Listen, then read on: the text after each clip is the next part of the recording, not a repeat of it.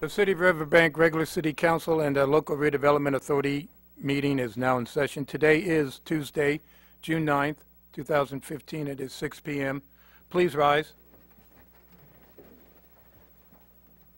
I pledge allegiance to the flag of the United States of America and to the republic for which it stands, one nation, under God, indivisible, with liberty and justice for all. Please remain standing. Let us pray.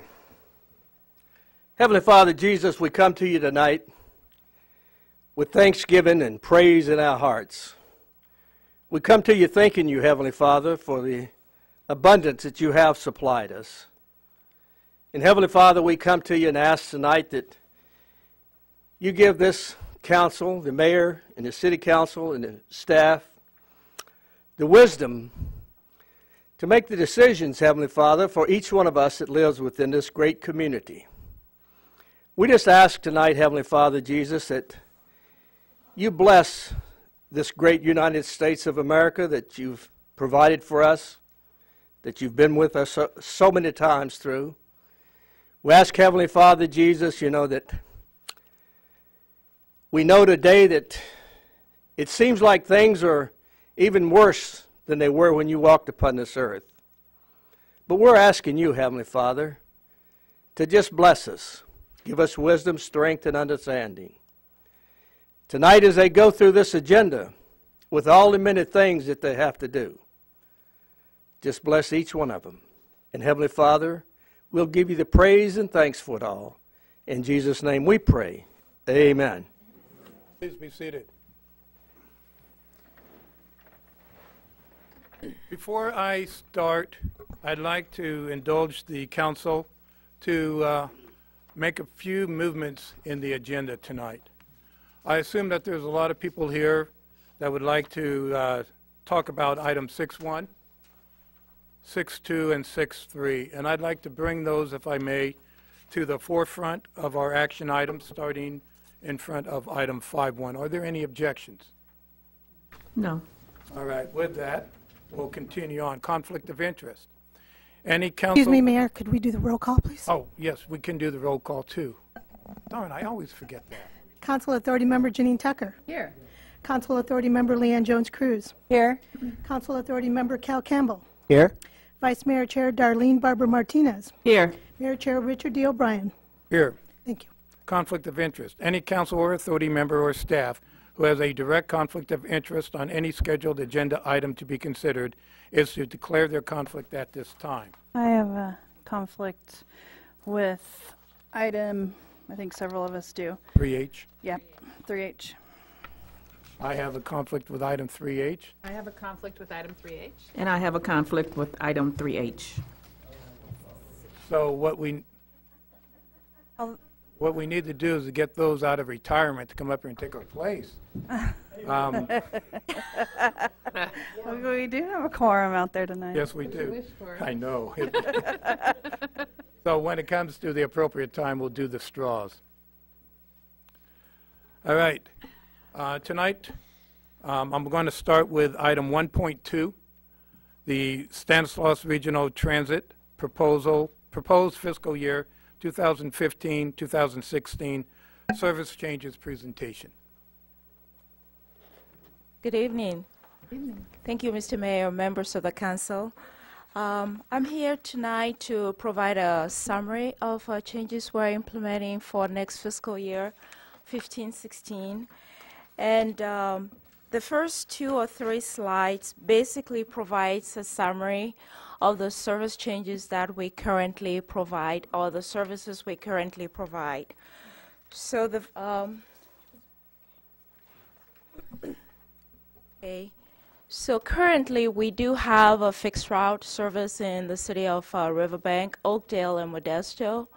The service operates 5 in the morning till about 9 o'clock in the evening, and on Saturday that service starts at 6:15 and ends at 8:32 in the evening. The fares we have right now is $1 for seniors and disabled, and also $1.50 for general public. We also do have the Riverbank LRA, and basically this is a service that provides curb-to-curb demand response service. It offers service for medical appointments, shopping, school, and social events. Fares are seniors and disabled $125, general public $150, and out of area basically means areas outside the boundary for the LRA service, and that's $150 in addition to the fares charged. And service is provided at 6:30 in the morning to 5:30 in the evening. In addition to those two services, we have the East Side Shuttle, and that also provides curb-to-curb service for seniors, disabled, students, and the general public. The service is provided from Riverbank, Oakdale to Modesto. The fares are $225 for seniors and disabled. General public is $275, and also out of area is $150. Hours of operation is from 6 to 5:30 on weekdays, and also on Saturdays 6:55 to 5:30. And wanted to mention that that is the service we use in providing Saturday service in the city of Riverbank and Oakdale. Some of the things that we're doing for next year is we continue to improve on-time performance, and I wanted to mention that this has been very successful in terms of making sure that residents of the city gets to Modesto or go to work on time. And so we continue to look at ridership at bus stops that are underutilized and ensure that we combine those. We also continue to market the service we have to ensure that we increase ridership.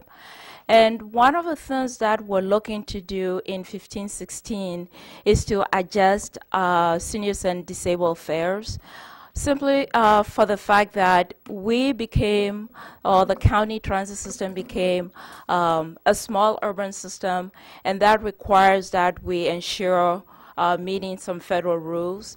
We are also looking at some new fare media options, for instance, one-day pass for residents or for passengers that use our service. For demand response, one of the things we're looking at is we're combining the East Side Shuttle and the Riverbank LRA service to improve cost efficiency.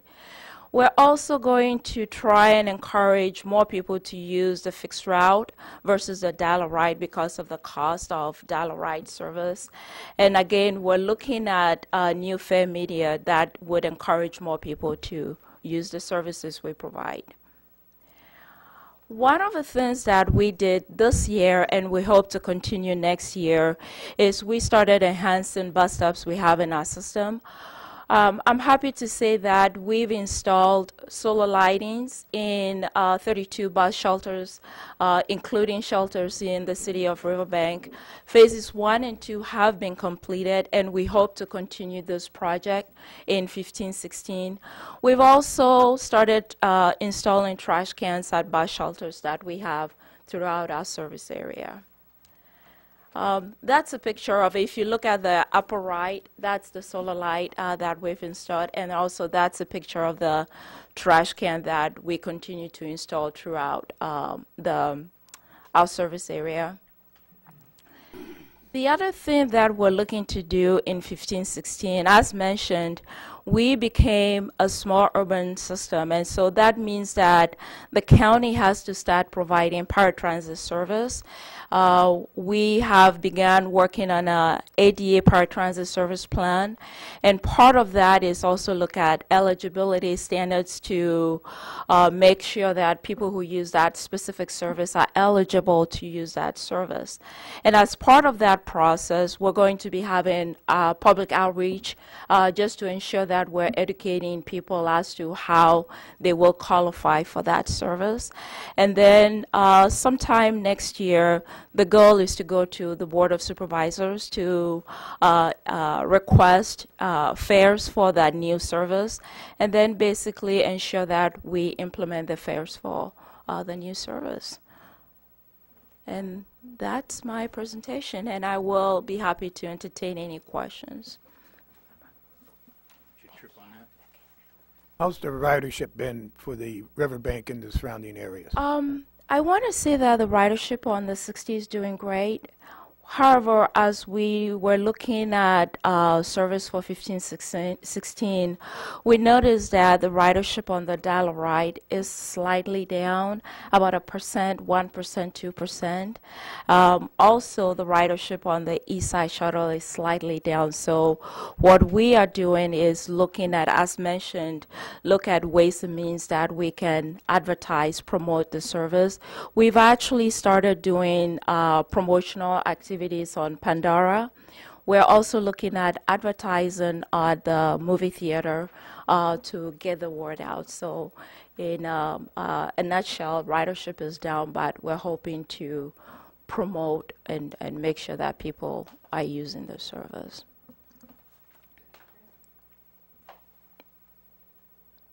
All right, well, thank you very much. Thank you. I appreciate the Thank you. Okay, now we're going to go to item 1.1. Proclamation declaring June 2015 as Disability Awareness Month.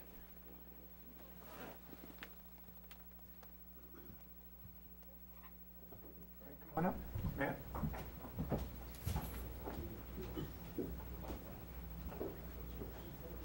All right, so we're going to need to be situated one way or another. Tell me If you're going to face that way, I just need you to move more to the left.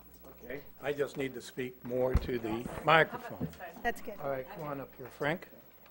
All right, I'm ad-libbing this tonight. Over the last 5 years, June has been declared as Disability Awareness Month by the counties and the cities within Stanislaus County. We're the only place in the United States that declare a Disability Awareness Month.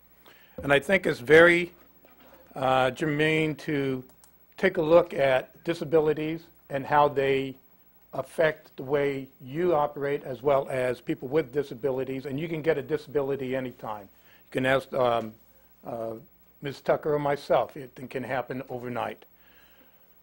So declaring this month is not just for a 1/12 of the year, but it is to educate, as you say, for the ADA improvements. I'm sure that we could tie something in next year around June when you want to get that awareness back out there. So from the city of Riverbank, and this is Frank Damerel, he's from Senator Galgiani's office, and I'll have him say a couple words in a moment. A proclamation of the City Council of the City of Riverbank proclaiming June 2015 as Disability Awareness Month. Whereas freedom and opportunities are the promise to all peoples of the United States, and whereas children and adults with disabilities are participating as full members of their community in greater and greater numbers, and whereas more and more children with disabilities are successfully integrated into their neighborhood schools, and whereas the essence of life is not embodied by physical or mental perfection, but by the integral part of the human spirit. And whereas the development of human potential is the commitment we must make to guarantee the brightest possible tomorrow for our future generations. Whereas when special assistance is needed, we must take those steps necessary for the full integration of peoples with disabilities into society. Whereas the right to education, to meaningful employment, and to make personal choices, and to experience love and friendship with dignity are also among those most basic rights. Now therefore, let it be proclaimed by the City Council of the City of Riverbank that June 2015 is Disability Awareness Month within the City of Riverbank, and we urge all our citizens to become aware of the needs and capabilities of persons with disabilities. Signed this day, June 9th, 2015, by the entire City Council. And I'm going to present this to Marcy Boucher, and I'll have you speak in a moment. Okay. And Matt, just a sec, go ahead. Okay, thank you for having me here today. We're here at the request of Mayor O'Brien. He took a leadership, approached my boss, Senator Kathleen Galgiani, and requested similar language of the California State Legislature.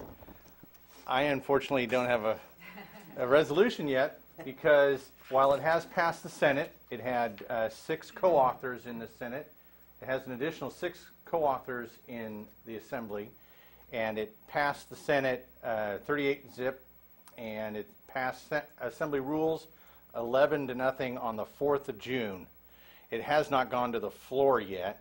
So this is just a mock-up of what the actual resolution will be, and we're making plans for celebrating that with you at a, I mean, it could be Friday when it happens, and it has to go to the printer, and we'll get it all fancy for you. But anyway, this is the mock-up of our resolution. And I just, I don't want to, I don't know if I need to read the whole thing. I can leave it here with you. That was my intentions. Okay. But I do want to say that much of what the mayor said and what the city of Riverbank has said, I was unaware for the past 5 years, recognizing June as Disability Awareness Month. Those sentiments are reflected here. There's a perception as legislators are trying to address ADA legislation and help facilitate businesses make changes and increase access, that maybe the intent is to repeal or to remove the ADA law. We are very supportive of the ADA law in creating access and for all of our citizens.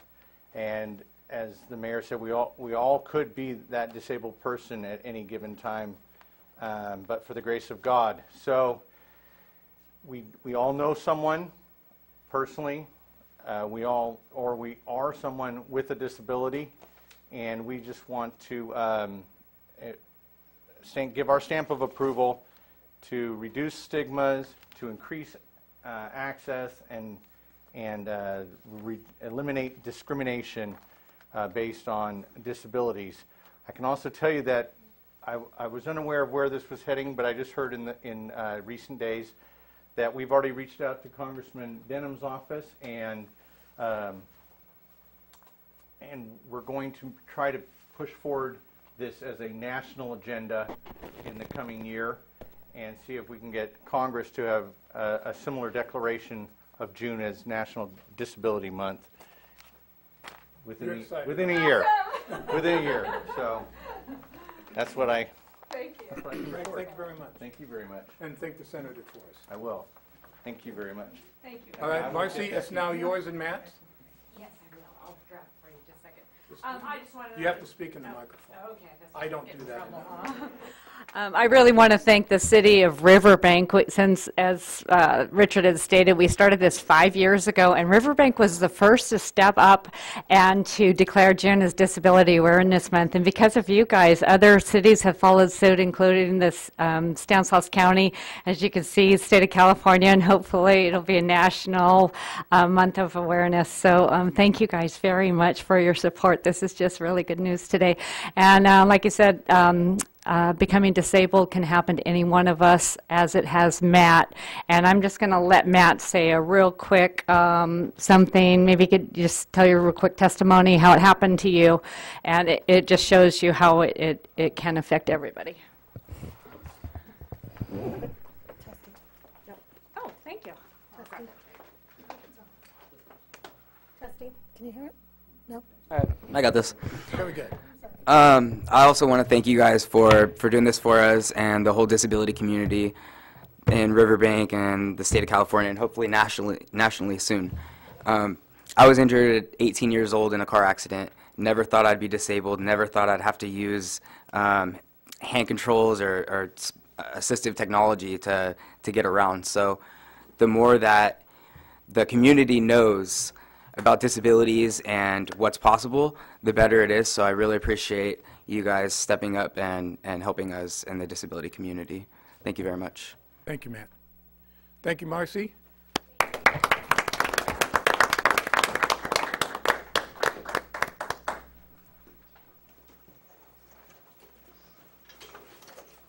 Public comment. At this time, members of the public may comment on any items not appearing on the agenda and within the subject matter's jurisdiction of the City Council LRA Board. Individual comments will be limited to a maximum of 5 minutes per person, and each person may speak once during this time. Time cannot be yielded to another person. Under state law, matters presented during the public comment period cannot be discussed or acted upon. For record purposes, state your name and city of residence. Please make your comments directly to the City Council LRA Board. Good evening, Mayor and City Council staff. My name is Charles Neal, 2312 Rio Verde Drive, Riverbank, California. I'm here tonight before you to bring to your attention a problem within our area that we live in. I live on Rio Verde, not very far from the river, and I've had about 4 or 5 raccoons that come through across the top of my fence every night about 3:30 in the morning.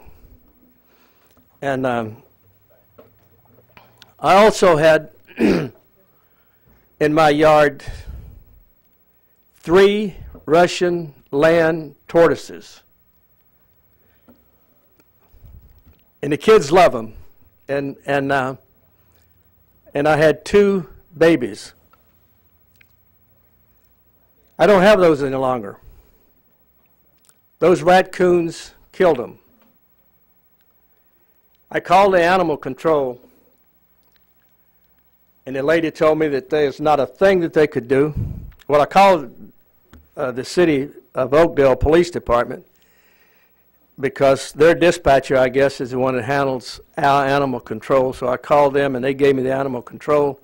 I called them. They returned the call and said there was nothing they could do about it, you know. And she gave me the number to the Fish and Game. I haven't heard anything from Fish and Game. But I know some neighbors that live up on just closer to the river than myself that have had those raccoons come in and tear up their front yards and backyards. I don't have a feral cat problem anymore. I don't hear any cats. I don't see any that I used to see around that church behind me. I don't know what the city can do, but I know as a citizen I'm going to do something. And I want to do what's proper and in order. If Fish and Game can do nothing, I intend to go to the feed store in Oakdale and purchase some traps, and I'm going to trap those raccoons. Now, when I trap them, I'm expecting somebody associated with the federal government, city government, county government, come take those things off my hands. They could have diseases. They've killed 5 of my pets. I'd like to do what's right by trapping them and then take them maybe to Knight's Ferry or somewhere and turn them loose. But something needs to be done. I know the lady on Topeka, they raided their koi fish pond and took care of the koi fish. The lady that lives right across the street from me, 3 of her fish they've taken care of. They just walk. I mean, it's just like that cinder block fence is like a freeway for them. They just walk down through there, and they're not afraid of nothing. That water hose, they don't pay no attention to that. You know, well, we can't waste water no more. I tried to knock them off that fence several times with it, but it wouldn't work. But I'm really serious. I'm really serious. I've lost some precious pets that I had for years, and I don't want to lose any more. I don't have any more to lose of those, but I do have a precious little dog that I don't want to lose. So I don't know exactly, I don't know what the city can do about it. I'm not asking you, I'm just saying, I'm making you aware of the fact is that we do have some animals that don't belong to anybody that are roaming around and doing some damage. And they are they look to be pretty vicious when they show you them teeth, and they might want to put a hurt on you. There's things that can take care of them, but I don't have those things. Thank you very much. Thank you. Any additional public comment? Seeing none, we'll go to the consent calendar. Consent calendar, item 3A, waive reading. 3B, approval of May 12th, 2015 City Council and Local Redevelopment Authority minutes. Item 3C, a resolution of the City Council of the City of Riverbank, California, appointing Richard Bowes and Tom Hollander to the Riverbank Housing Authority Board of Commissioners. Item 3D, terminate the emergency action on the 7th Street storm drain outfall line destabilized embankment. Item 3E, advanced civil engineering design for California Avenue sewer line design. Item 3F, a resolution of the City Council of the City of Riverbank implementing existing longevity benefits for department directors and adjusting certain benefits for the Director of Parks and Recreation consistent with those available to other department directors. Item 3G, resolutions. Consolidated Landscape and Lighting District. Resolution of the City Council of the City of Riverbank, California, initiating proceedings for the annual levy of assessments for the Consolidated Lighting and Landscaping Districts for fiscal year 2015-16, and declaring the intention to levy annual assessments for the Consolidated Landscaping and Lighting District for fiscal year 2015-16, and preliminary approval of the annual levy report for the Consolidated Landscaping and Lighting District for fiscal year 2015. Item 3H, resolution for Crossroads Landscape and Lighting District as I stated above. Item 3I, resolution for Ridgewood Place Landscaping and Lighting District as I stated above. Resolution Sierra 3J, resolutions, Sierra Vista Estates Landscaping and Lighting District, as I stated above. 3K, resolutions, River Cove Landscape and Lighting District, as I stated above. Item 3L, resolution, Riverbank Storm Drain Maintenance District number 2006-01, Heartland. Resolution of the City Council of the City of Riverbank, County of Stanislaus, State of California, declaring its intention to levy and collect annual assessments within the Riverbank Storm Drain Maintenance District number 2006-01, Heartland, for the fiscal year 2015-2016. Item 3M, resolution, Riverbank Storm Drain Maintenance District number 05-01 for Sterling Ridge, as I stated in 3L. LRA item, 3 November, out-of-state travel request to attend an ADC 2015 Defense Communities National Summit, June 22nd through the 24th, 2015 in Washington, D.C. Before we go for pulling any items, there is a conflict of interest for 3H. Yes. For 4 individuals. Should we move forward with that, or we take that separate? We should take it separate now. Okay, then we'll take that separate. Do I have anyone wishing to pull any of the consent items other than 3H? 3E, please. Yes, I was asking the council. I was going to go to the public. I'm sorry. None from the council. From the public, I have what? 3E, please. 3E.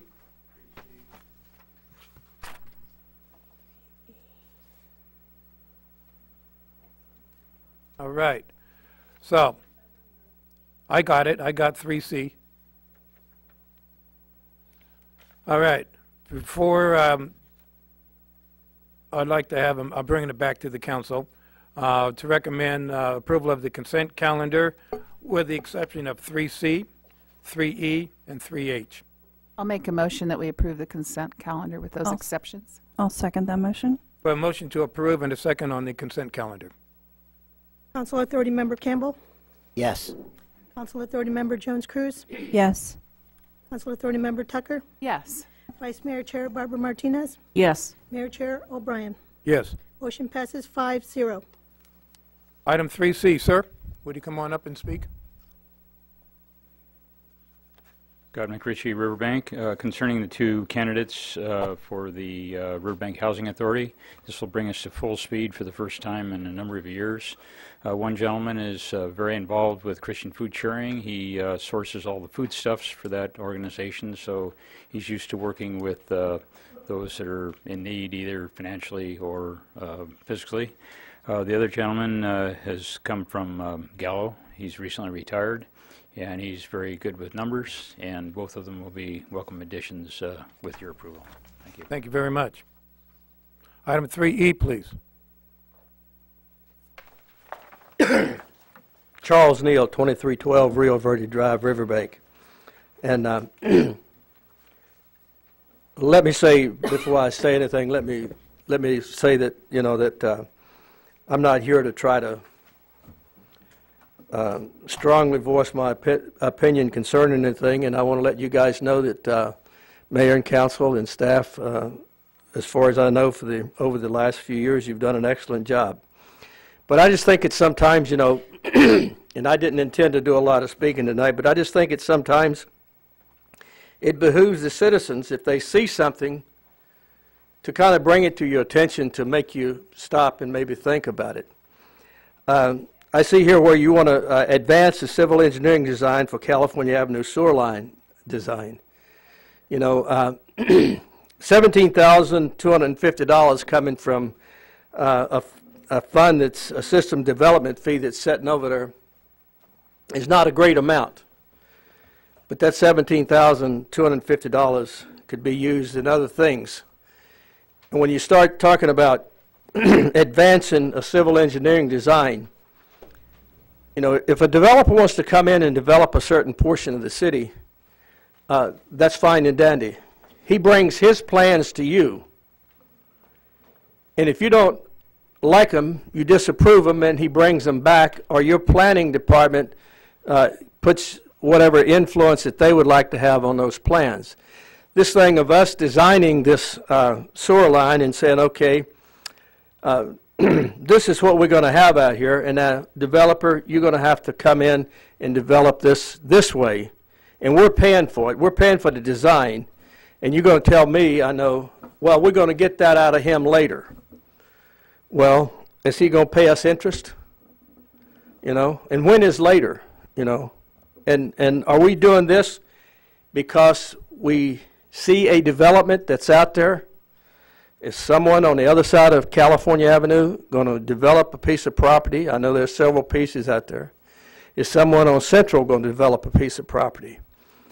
If they are, in the past and in other cities and everything, it's handled in a different way. The city doesn't put its money up front. Let the developer put the money in there. Let him spend his money. You approve his design. You tell him to come in here, and then your planner tells him what you're looking for and what you need. He designs it with his engineer. He pays his engineer.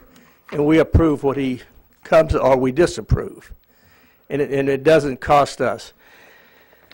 I've seen so many times in the past, and I'm like I said, the past is gone. It's, you know, that's already water under the bridge, and I'm not trying to gin up none of that. But I've seen where development has cost the citizens of Riverbank, and I'm not here to try to in any way belittle you people or say anything bad or try to be someone that's not really speaking in a matter that's concerned, because I am concerned about Riverbank.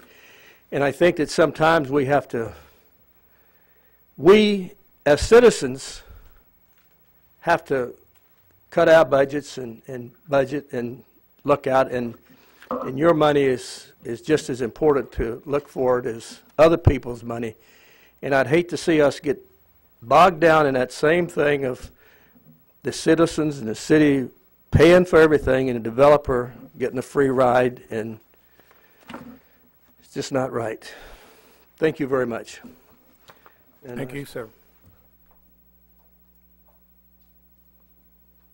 Okay, going back to the staff report for 3E,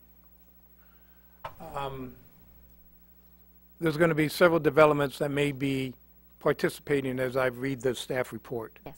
And those, we want to make sure we have one concise, complete design that'll fit all. Am I reading that correctly? Yes, yes, Mayor, by advancing, by the city controlling the design, by spending the money to do the design, we will have control of the design to make sure it meets our standards. The money that is being used is from developer fees. So we are using developer fees to provide design for a future development, which is exactly what system development fees are designed to do. And then those system development fees will be recouped when future development comes in. And we're hoping that's sooner than later. And I truly understand where you're coming from, Mr. Neal, on this, but I do believe that we looked at it thoroughly and how we want it to be planned completely.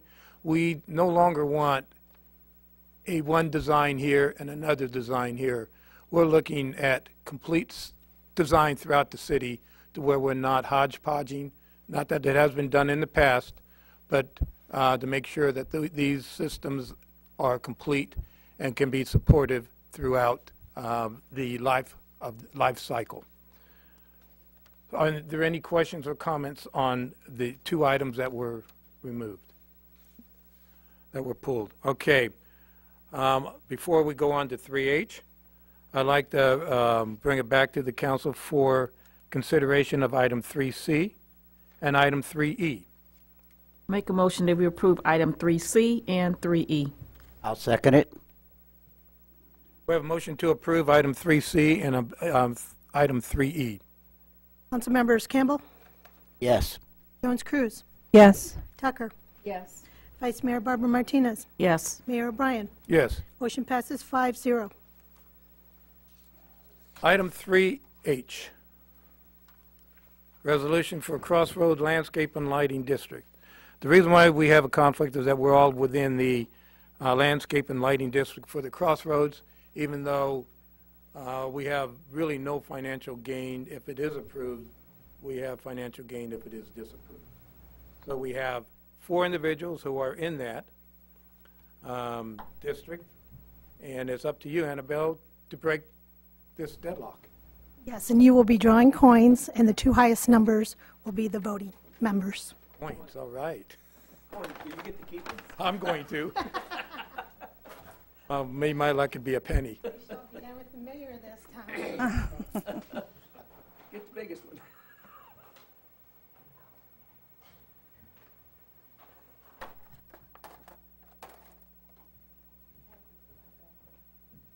Yes, it is. It is. It's appropriate. For those of you as we're waiting for this, who we wore purple today in recognition of Disability Awareness Month. All right, I have 13 siblings, and I got 13 for the coin. 13. I have 17. 17. I think I drew the low one. I have 3. I have 5. Okay, so Mayor O'Brien and Vice Mayor Barbara Martinez will be the voting members. Okay, and you- Along with Council Member Campbell. okay. You guys have to leave the dais.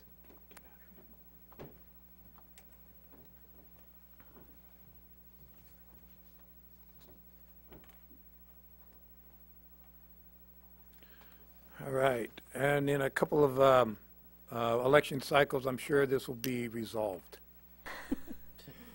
Okay, do I have a motion of any kind for item 3H? I'll make a motion that we accept item 3H. And I second. We have a motion to approve and a second on item 3H.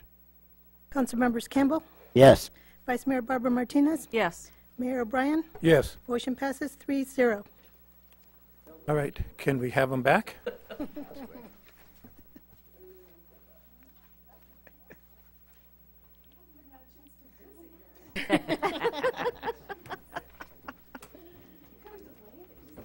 Should have at least discussed it, shouldn't they?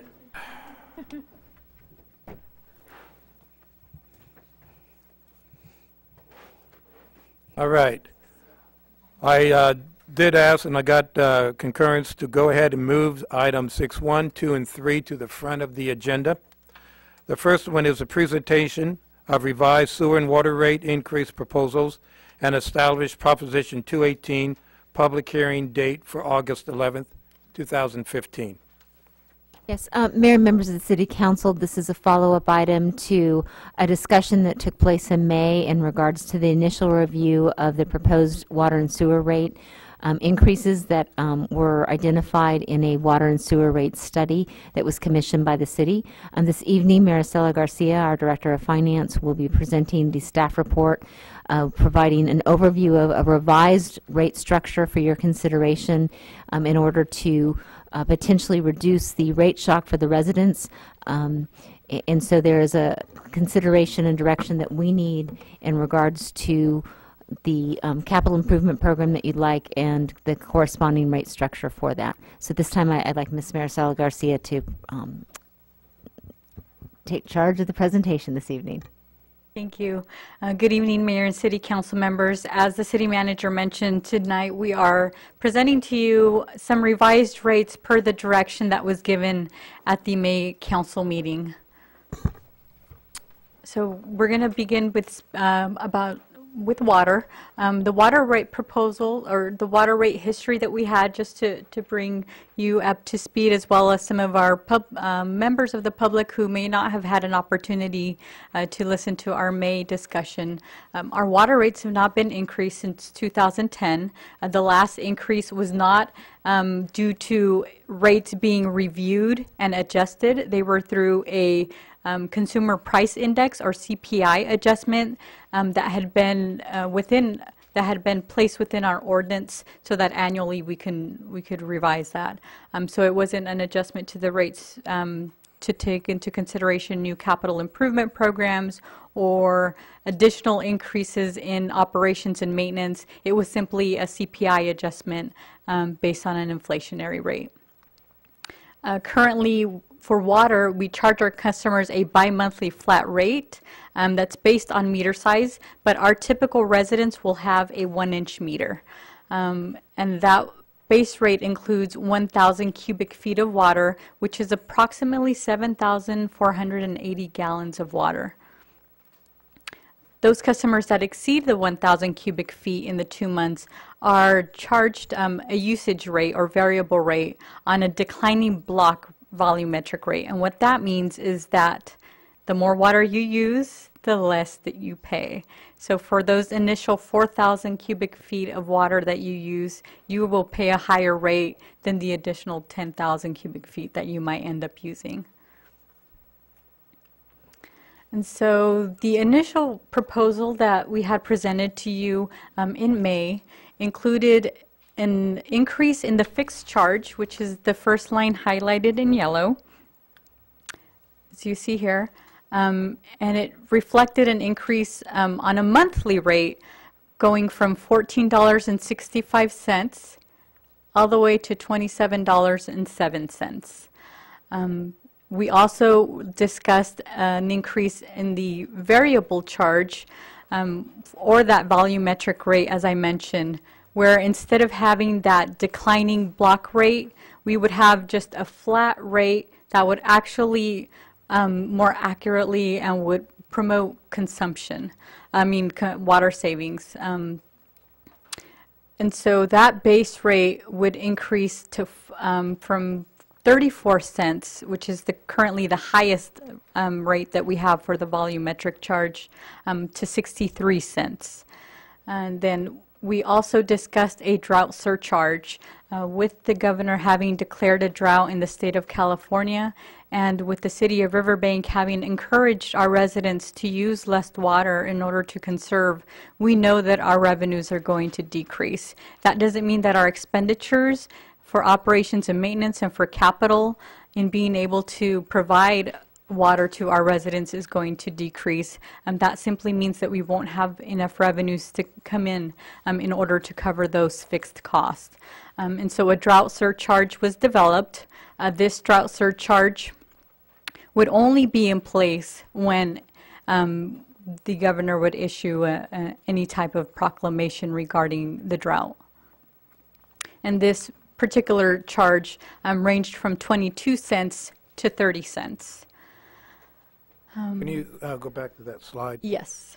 My quick question on this is that if, let's say, the drought ends in 2 years and we have one another 15 years from now, where does it pick up, or do we have to redo that? We would have to redo that. And in reality, what we have programmed into this rate study is the fact that we will be doing rate studies every 5 years. Mayor, members of City Council, there was a Modesto Bee article today that talked about the increase, and granted, the percentage increase in the initial water rate increase was significant, and that is why we are providing an alternative for consideration. However, I would like to point out that the proposed increase, which is the largest from the existing rate, which hasn't been raised in 5 years, to potentially the proposed rate, which is about $10, is about 2 cups of coffee. And then you look at the next 2 years and 3 years is basically 1 cup of coffee at Starbucks. And then when you actually look at it again, it's another cup of coffee. So if you think about water and the monthly cost of water, and over the course of 5 years, the proposal is to raise the cost of 4 cups of coffee over the next 5 years, it kind of puts it in perspective. Yes, the percentage amount is significant, but the actual dollar amount is relatively small. And if one compares their water bill to their cable bill, their Verizon bill, their internet bill, the amount of money they spend on coffee every month, it's relatively small. And so not to discount the impact that this has on our ratepayers, particularly those on fixed incomes, but to provide some perspective for those that might have been shocked by the percentage increases that we're speaking to. And again, the rates have not been raised in a significant period of time because the council wanted to give credit and to give consideration to people in the midst of the recession. Included within these rates were some additional water capital improvements that have been delayed, or areas where we know the pipes need to be upsized or need to be fixed. So over the next 5 years, staff developed a list with a proposed CIP of approximately $13 million. Some of it was divided into some higher priority projects that we had, areas that we knew we needed to address immediately, and some additional CIP that we could address over the next 5 years. So these were some of the projects that were considered high priority. For example, a water line on Central Avenue, a main replacement in the alley between 3rd and 8th Street. So some of these projects are in our older sections of town where we know those line replacements are necessary. One of the largest projects we have included on here is our water meter project for a new reading system, which is about $4.7 million of that total cost. Some of the additional capital improvement items also relate to water lines and upsizing those or replacing those as well. Now we come to the revised rates. As you directed at the May 12th City Council meeting, we were looking at smoothing that initial increase over the 5 years so that there wouldn't be such a large sticker shock to our residents. So in looking at smoothing that rate, the fixed charged, which currently is at $14.65 per month, for the first year would increase to $19.77. So instead of that initial 51%, it would increase 35%. And it would eventually end up at $27.07. I'm going to move ahead to my next couple of slides because I've broken this out so that you can see what the initially proposed rate was and the new revised rate and some of the differences between that. In order to bring you these revised rates, we did have to eliminate some CIP. Unfortunately, that was the only way in which we could do that. Our operations and maintenance, that doesn't change from year to year. Most of that is fixed. But what we could look at and revise were some of the capital improvement projects. So we did have to look at decreasing the amount of capital improvements that we would be able to fund with this rate increase. So in looking at the base rate that is being proposed, the initial proposal is on that top line. So as I mentioned, currently we pay $14.65 per month. And on the initial proposal, the total increase would have been of $12.42 over the next 5 years. With this revised proposal, it actually doesn't change at all, but what it does change is the initial increase. Oh my. Did something go wrong with me? You have exactly the same on that. Yeah, and that's not what I had on my PowerPoint. What would be the revised proposals? The revised proposal is showing. I'm sorry, So the revised proposal for water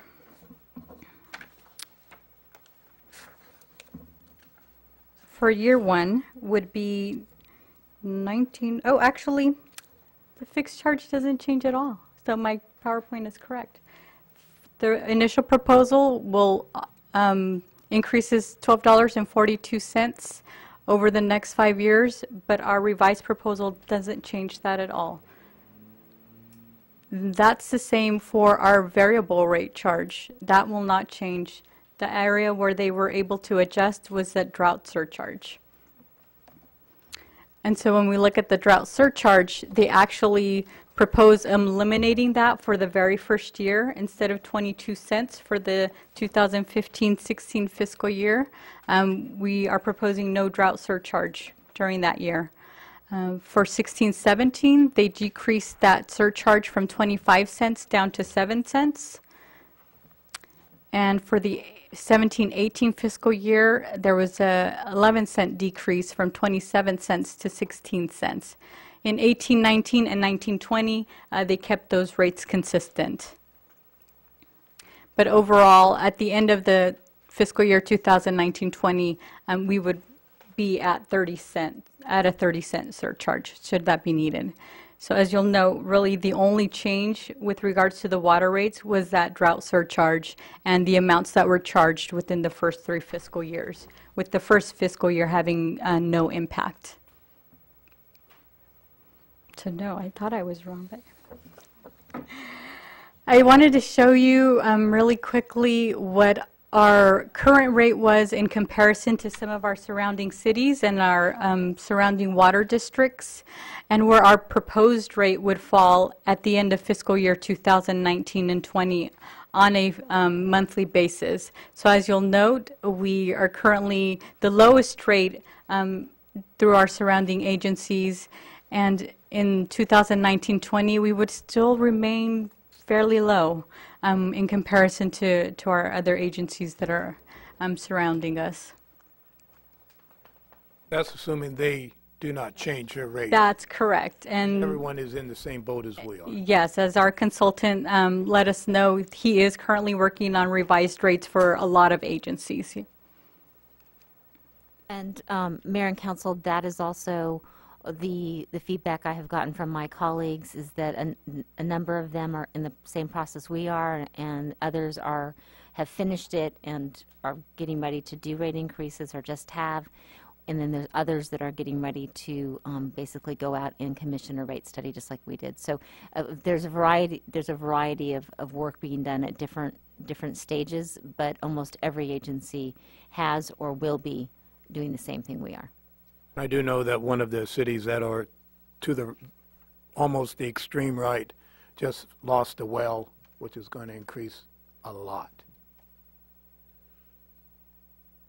All right, thank you. That's the information we have in terms of the revised water rates. So as you'll note, the only change was in that drought surcharge in the first 3 years. Sewer rates, just to give a brief history on that, our rates have not been increased since 2008, and the increases that were included there were similar to the water increases in that they were only consumer price index increases. They were not associated with a review of the rates.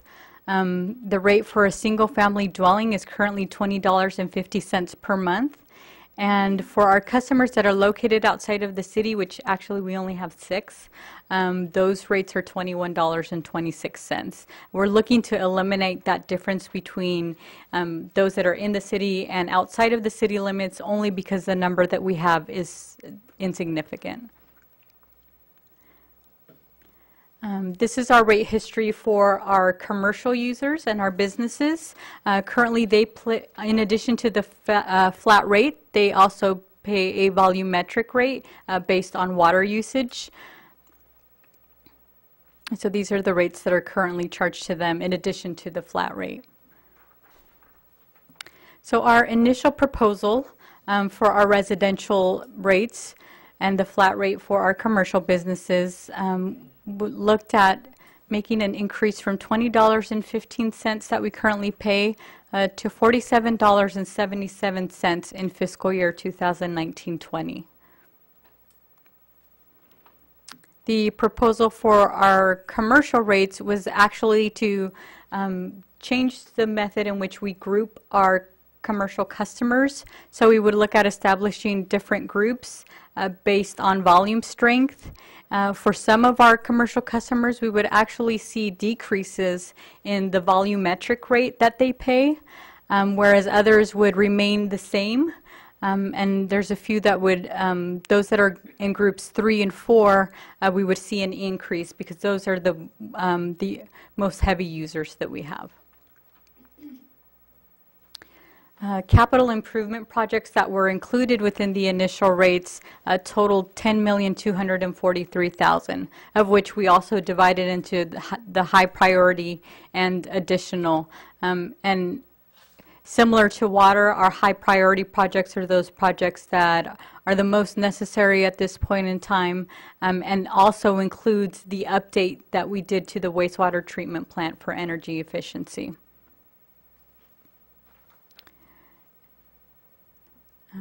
The revised rates would look at increasing our rates from the current $20.15 to $49.48. And if we look, in order to do that, we also had to eliminate a few of these CIP projects.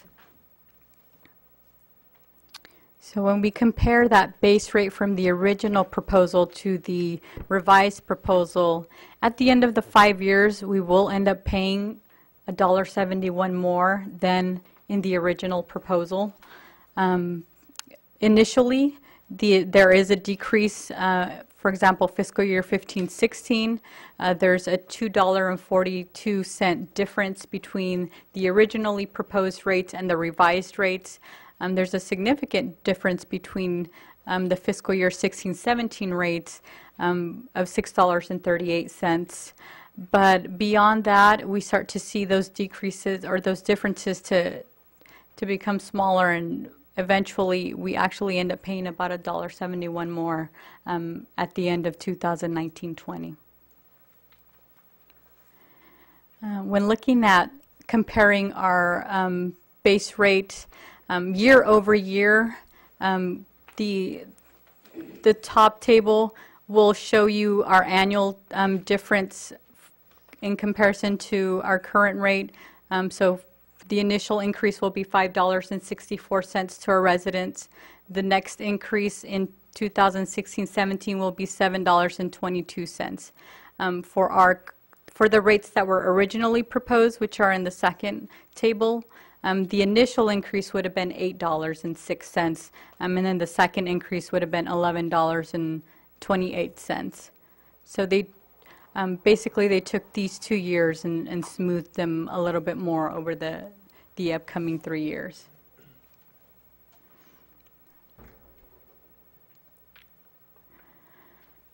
In the rate survey that we had for our surrounding agencies, currently we are the second to the lowest in terms of our current monthly rates for sewer.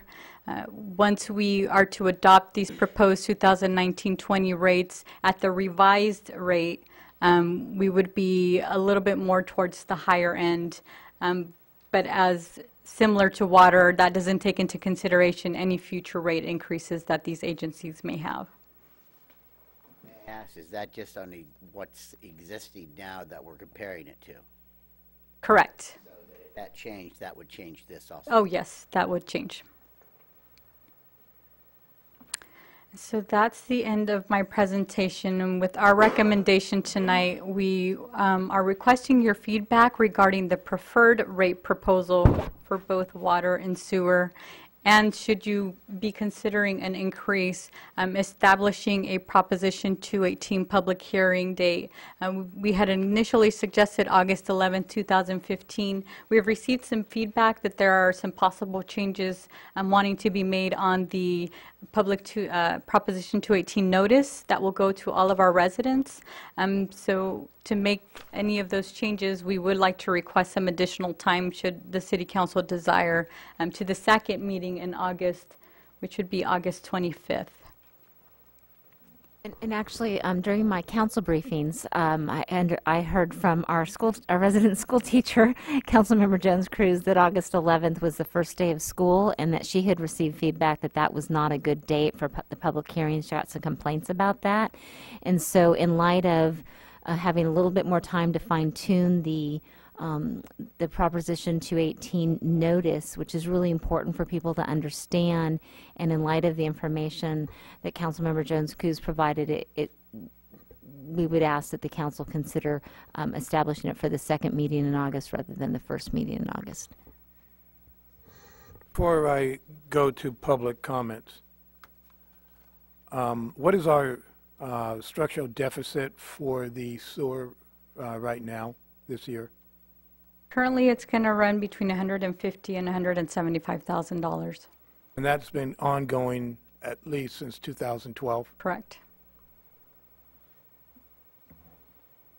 And if we do nothing with the sewer, even if we just do minimum to the sewer, we'd be tapping into the general fund in about 2 years. That's correct. Okay, thank you. So we're losing almost $500 a day. Okay. Are there any comments before I put it out for public comments? Yeah, I have a couple of things. I had a quick question and then a comment also. I didn't see in here, unless I didn't read it correctly, an increase for commercial for the water? Their rates are based on the same flat rate that we would have for residential, and then it's the volumetric rate that would change where we have the new grouping. So that's where, so they would still be able to protest both the flat rate increase as well as the volumetric rate. Okay. Got it, thank you. And then my comment, there was a lot of chit-chat on social media and about the article that came out in the paper, and my first response was like, oh my gosh, it's gonna be crazy. But you know what, in the end, it was really kind of neat to see and hear all the comments and read stuff and realize that people that don't necessarily get a chance to come to the city council meetings are still taking some of this seriously, and there was some good information going out on those sites, and as a result of that, that was one of the things I brought back to Jill about the August 11th. But I was pleased to see conversation going on. Not all of it was real positive, but you know, some of it was, and there was actually correct information going around on those sites that I tend to look at and follow. So with that said, I just kind of wanted to let folks know that even though we might not see people sitting right out here, that there's a lot of talk about this. And I know folks that are watching it TV at home, this is a very important issue, and it was nice to hear and get some of that feedback. Thank you. Any further? I have a comment. As the mayor said, we're losing approximately $500 a day. I think that we can't continue to do that if we are going to sustain adequate facilities in those areas. Likewise, I feel that staff has done a very good job in going through and taking the revised and the beginning schedule to make less impact on our citizens as we make the transition, and I applaud them for that. Thank you. I have a question. With the some of the capital improvement projects that we have to eliminate in order to make this work, when will we be able to revisit all of this? Will it be looked at annually as we move forward, or is it the next 5 years? We will most likely be able to look at that annually. Obviously, those that we have included within the rate study will be of higher priority. So it may be more towards the end of the 5 years when we're able to see if there's any amount of surplus that can be appropriated towards it. I was just going to say that raising the rates is certainly not something we take lightly. It's a very serious issue. It's an issue that affects all of our residents, including those of us that are sitting here. And it's not an easy decision for any of us to make, but we certainly wouldn't be considered financially prudent or responsible if we didn't consider the fact that we're losing $500 a day and that we need to put money into these capital improvement projects, and we need to move the city forward. And this is really the only way to do it. So we really would appreciate, in light of the fact this is such a difficult decision for all of us, the community's support on this. And I also add in there that the Budget Advisory Committee, which is a committee of citizens just like you folks out there, that volunteer their time to go and do recommendations. And the Budget Advisory Committee for the last 2 years has made this recommendation. They've pleaded with the council to go down that road. So I just wanted to make sure it was really clear. This isn't something that we just drum up here. This is coming from ratepayers just like you out there, that this is a serious issue with our budget and we need to be fiscally responsible. And that was their recommendation. So I just wanted to make that clear too. Yes, and in addition to that, our next Budget Advisory Committee meeting, we have this as a scheduled agenda item to discuss the rate study and the proposed 218 notification should today be, we were to be told to move forward. Thank you. I open this now for public comment.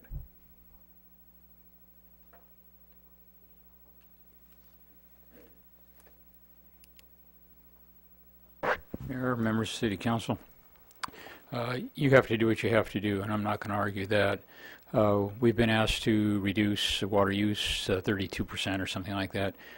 Maricela mentioned something about water meters and getting them up to speed so that we can get something out of them. My concern is our family personally has been looking at this for 2 years.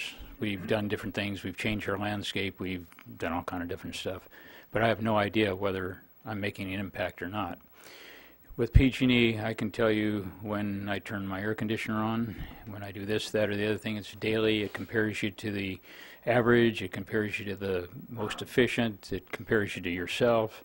You can do all these slicing and dicing out of it, and I look at it most every day to see how we were doing for the first while till we got used to the fact that we're burning up a lot of stuff between 2 and 7 o'clock at night. Same thing for my deal. I am a botanist. I love plants. I've dug them up, thrown them away. It hurts. But I don't know if I'm doing any good. And I need to know that. If we're supposed to reduce from 2013 to 30 some odd %, I want to know that when I shut that hose off that I'm making a contribution. Because if I'm not, then why have I done this? Why have my roses all ended up in a burn pile and so on and so forth? My fruit trees don't have any fruit. My plums are this big because I don't water them. So I think that part of this whole thing is we need to know where we stand. What are we shooting against? Are we hitting our targets? Are we not hitting our targets?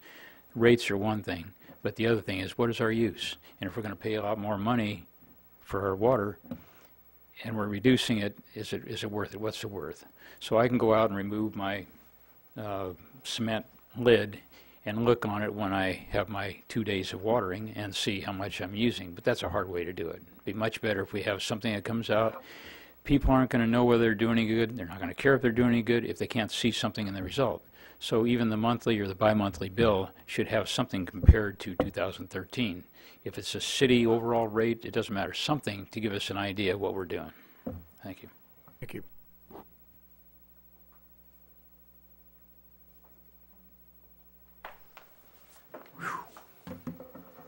Charles Neal, 2312 Rio Verde Drive, Riverbank, California. Well, I tell you, you do. You know, you say, oh, we're losing $500 a day. Let me tell you, there's a lot of citizens out there that are losing a lot more than that $500 a day. And I don't know of too many of them on fixed income, on fixed Social Security, that's going down to Starbucks and paying $5 for a cup of coffee. Now maybe those, and I'm not, listen, I'm not down here to downgrade or say anything about Starbucks, but, or anybody else that goes down and buys Starbucks. But when you start comparing the rate increases by 1 cup of coffee a month or 1 cup of coffee a day, I think my coffee, if I drink it, costs me probably 2 cents. So let my rate increase by my cup of coffee, okay? I'm not going to go into a lot of detail tonight because I'm going to have an opportunity come August the 27th or whenever it is, 25th, to come back and present it. But I am going to ask you to, tonight, to look at the fact of it is that the citizens of this great state passed Proposition 218 that kindly gives you a guideline as to how you could increase these rates. And I get tired of all this comparison, you know. Federal government and the cities and the counties, they always want to compare this city with that city. No, what does it cost us? Forget about what Oakdale pays. Forget about what Ripon pays. What does it cost the city of Riverbank to operate our facilities and provide the best service to our citizens? We don't have to compare, you know, those things. It's nothing to compare. At one time, Riverbank had the best water in the whole Stanislaus County. In fact, probably in the whole state of California. We were getting it from Empire. Great, outstanding water. Yeah, we piped it over here. That's back in the day, my friend. When I had hair. Yes, absolutely. You said it. Thank you. But, but the thing of it is, you know, we're always trying to compare. We compare in everything we do, and that's, you know, that just doesn't get it. Let's look at what it cost us, what it's going to cost the citizen, what the benefits is going to be, and let's stop and think about, you know, we're talking about the capital improvement project. The south side of Riverbank does have a considerable amount of improvement that needs to be done over there. There are some infill lots over there, and you can use some of that systems development fees and improve those systems over there. The money that you want, the $17,000 some dollars, that'll probably do a half a foot of water line or something. But, you know, you can use some of those fees because you used $140-some thousand to do an engineering study for an underpass that'll never happen down here. And that was taken out of systems development fees. I just ask you to please look at Prop 218.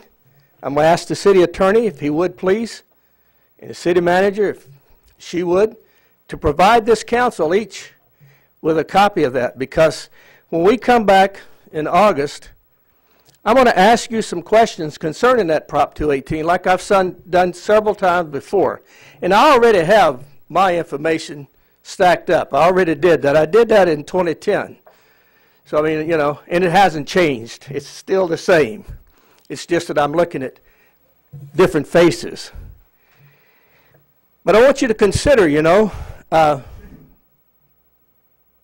consider those that visit the Scout Hall on Friday, that visit the Catholic Church on Thursday, that visit the Riverbank Assembly of God on Tuesday.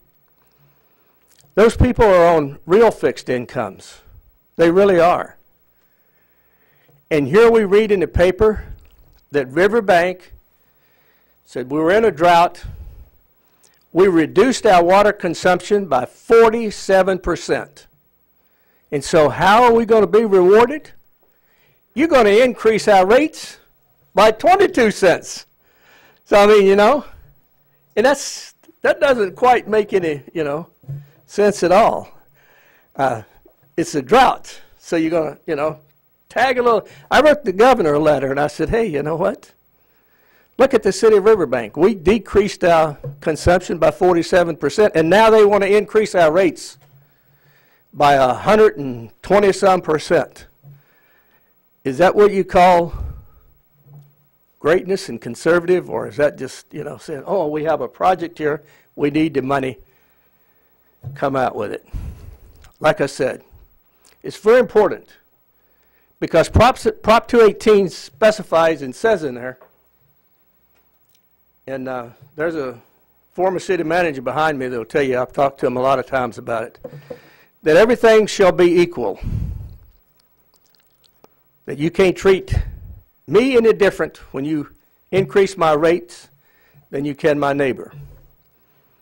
So I'm telling you, if my neighbor has one water meter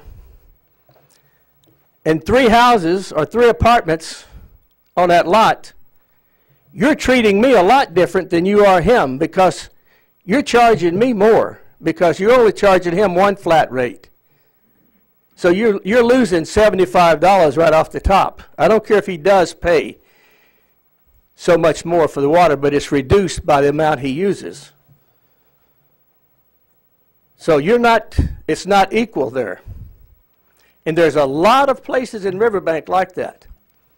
And I think before you start, you have now until August 27th or 25th, before you start coming in here proposing a Prop 218 public hearing to increase these rates like this, maybe we better go out and have, what they should have done 6, 7, 8 years ago and survey and see how many properties we have that don't meet 218 specifications and haven't met them, but yet been told that they should meet them.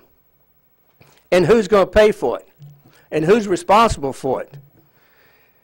If you have an apartment complex with 18 PG&E bills, 18 PG&E meters sitting on the side of it, and you got one water service to it, is that equal? I don't think so. And that's, I'm just trying to, okay. But anyway, thank you very much. Thank you. Sir. Any additional public comment?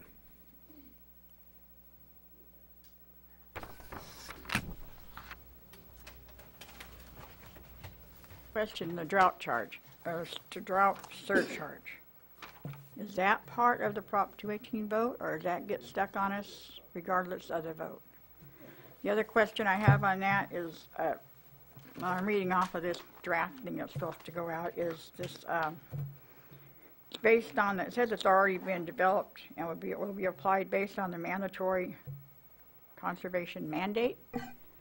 I have asked twice under public document requests for that mandate, and I've been told twice the city doesn't have it, and I made a 3rd request today, and now it's on here. The city doesn't have the mandate, why is it on here? Because they sure won't give it to me. That is supposed to be a public document. I believe if you ask the state, they can give you it. It was under the governor executive order. Still, it's a mandate that the city's using. You should be able to provide it. Question on the water rates and the variable or the tiered. I believe the state passed legislation or passed something whereby the tiered rating is not legal under Prop 218. I'm just wondering why it's still there. No, there was a recent case actually involving the city of San Juan Capistrano. It didn't say you can't have tiered rates. It basically says you have to back up the rate like we do with any other rate study, and theirs was deficient. You back it up how? Rate study. With the rate study. The rate studies, since you brought it up, the water and the sewer. From what I can tell in those studies and the surveys, it almost looks strictly at residential. It doesn't look at commercial or industrial. It looks like we're subsidizing the rest of it. We're getting hit the highest. The ones, for another thing, you're providing for all residents. It doesn't even mention commercial and stuff. The sewer rates, this huge block of commercial, that's either going to get no raise or a discount or a very small raise. They're all going to get ballots. They're all votes, or no, non-votes are all going to be counted in the majority? Are they part of this voting even though they're not going to get a raise or get a discount? They're still going to get a ballot on this? That again, what's your question? There's this huge commercial area under the sewer rates that are going to either get no raise, because that's what they represent, or a 16% discount, or a smaller 30 or 50% raise. They're all going to get ballots. They all have an option vote, which you know they're not going to because they don't want to get a raise. Is that right? They're all going to get ballots? Each parcel gets a ballot. So that's a weighted ballot against the residents. I'd like to know if that's legal. I really question it under Prop 218. That's not fair to the residents at all. Industry's not mentioned on here at all, the industrial rates. Their rates aren't going up. The commercial's not going up. What it boils down to is the residents are subsidizing the rest. If the rest were getting a raise like everybody else is, you wouldn't have to raise the residential so high. And that is totally unfair.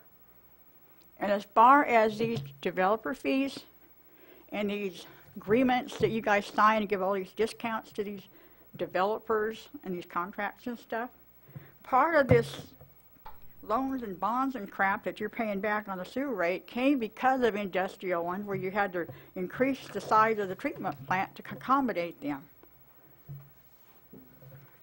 And yet, like I said, it's all going back on the resident. Any further public comment? Seeing none, I bring it back to the council. First off, Ms. McRitchie, you're very correct about the water meter, not being able to take a look at your bill. What's my impact on a daily basis? As we transition, if that is approved, if that goes forward to the new smart meters, you will be able to have that eventually. We'll go with those that have the need, the greater need first in the new meters. Eventually, it'll be throughout the entire city. There you can see your daily rate.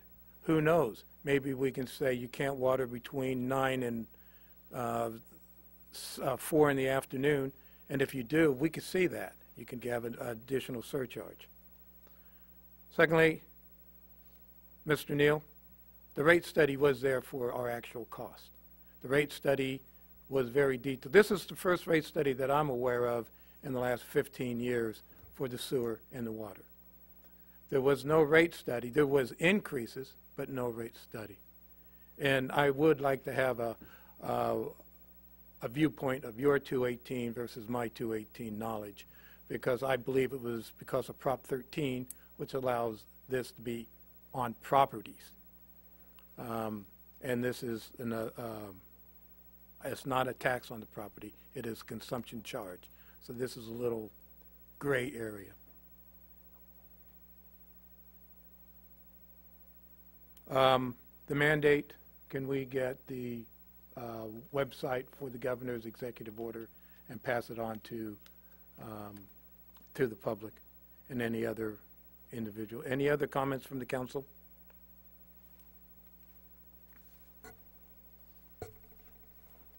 Okay, so tonight we're asked for 6.2.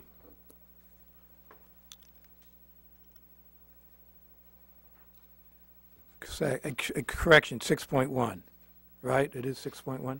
Mm-hmm. Okay. Is there any feedback that we want to provide? I know the water is inclusive across the board. It's just not all on the residents. Now, when we do the water meter updates, as we install the water meters, if there are multiple users, we will be, from what I understand, we put installing the new meters in for the users.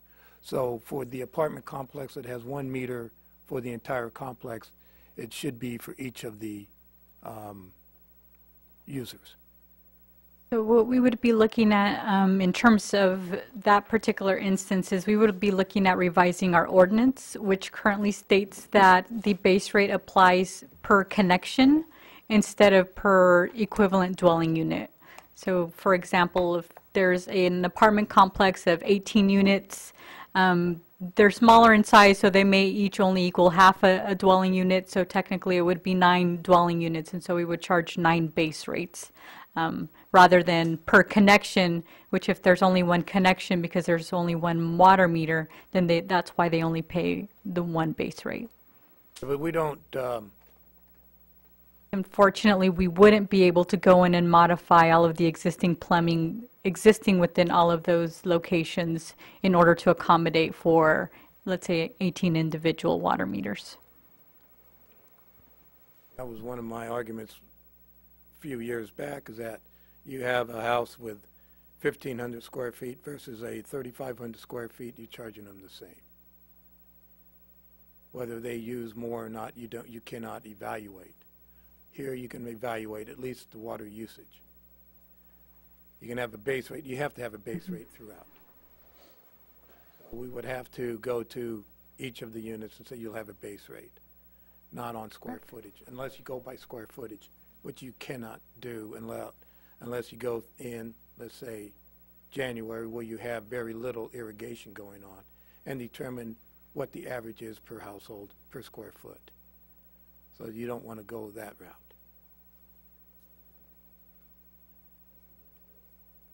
And that'll cost you a lot more. Okay, well that's something that will be coming on up.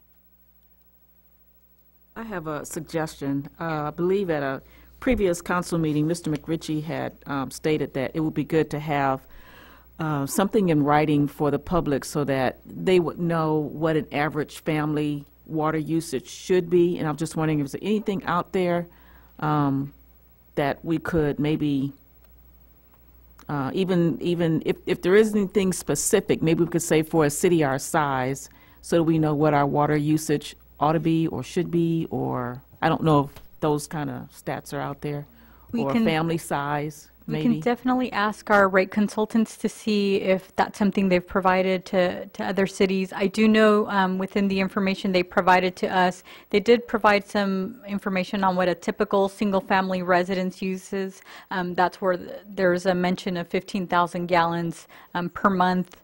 And so that's the average they've seen statewide based on the information they have. So we can definitely ask to see if they have anything that's a little bit more concrete. I know they said for our city, when they looked at that, it was about 17,000. That's for a family of 5.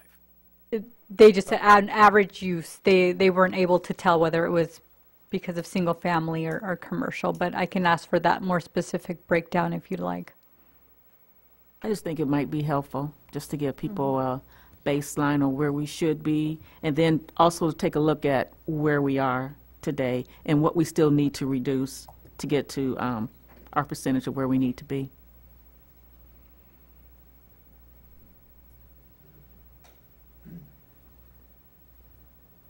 Any other additional comments? Just one. On our water bills, do we express it in gallons per minute? I mean, or cubic feet? It is cubic feet. That's what I thought. So if we did what is proposed, we would maybe possibly be able to get the formula to convert to them. Otherwise, it wouldn't be very useful knowledge. Yes, we can do that. And what we will be proposing when we do the upgrade for our water meter project is that we will be converting to gallons. All right, so the only feedback you want from us, other than they accept the water rate, for the sewer rate, we have 2 rates to take a look at? Correct. And the 2 rates that we're looking at are on the staff report in Table 8. No, Table 5, sewer rate changes. And they are here on the screen for... Oh, wow. So it is the base rate. Easier. Yes, it is the base rate that we're looking for your approval, because that's the one that would change the most. In terms of commercial pays the same base rate as a residential person does, but then they would also be charged the volumetric rate. And so those we're proposing that they move forward independent of which area is selected or which proposal is selected here. Okay. That was a question that I heard earlier about the commercial. So we are increasing their rates too. Yes, their base rate will increase. I just wanted to clarify that again. As well again. as their volumetric rates. Yes, they're getting 2 times Correct. So depending different on, yes, increases. depending on which group they fell in. Some of them will have a slight decrease, others will stay the same, but the majority of them will increase. So we have the original proposal, and then we have the revised proposal. The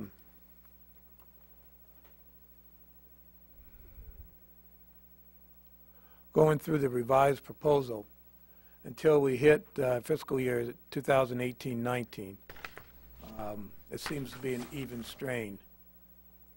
Above in 2018 and 2019, it does jump pretty dramatically. So either way,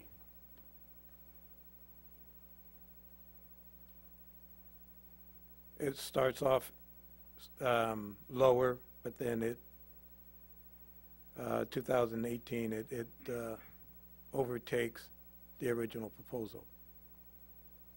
So I'm here to entertain whether or not we go with the original proposal or the revised proposal.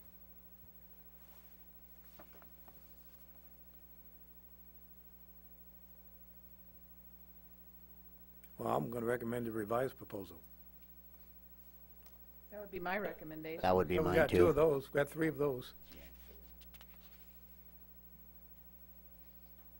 Any objection?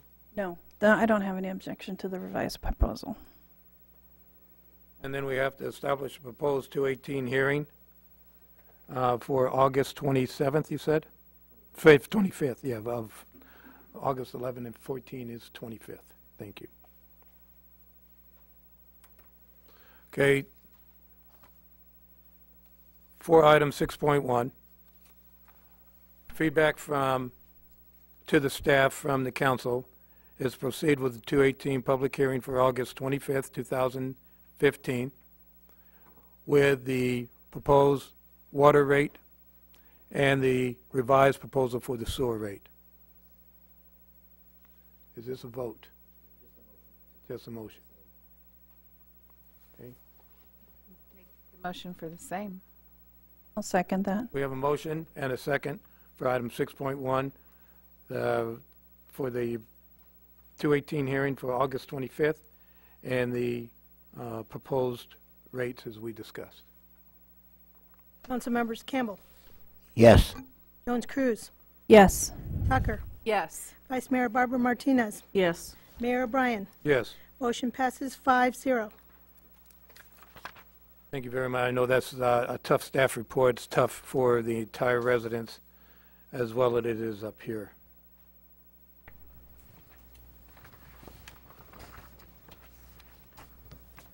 Want to go to item 6.2? You ready to jump into item 6.2? A resolution of the City Council of the City of Riverbank, California, approving a law enforcement service agreement with Stanislaus County for July 1st, 2015 through June 30th, 2020. Mayor and City Council members, I'm sorry, Jill.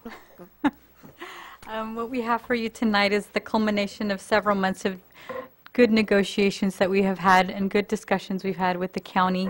I did want to mention that Seth Rogers and Doris Foster from Stanislaus County are with us tonight, and they would be able to answer any specific questions you may have with regards to the county.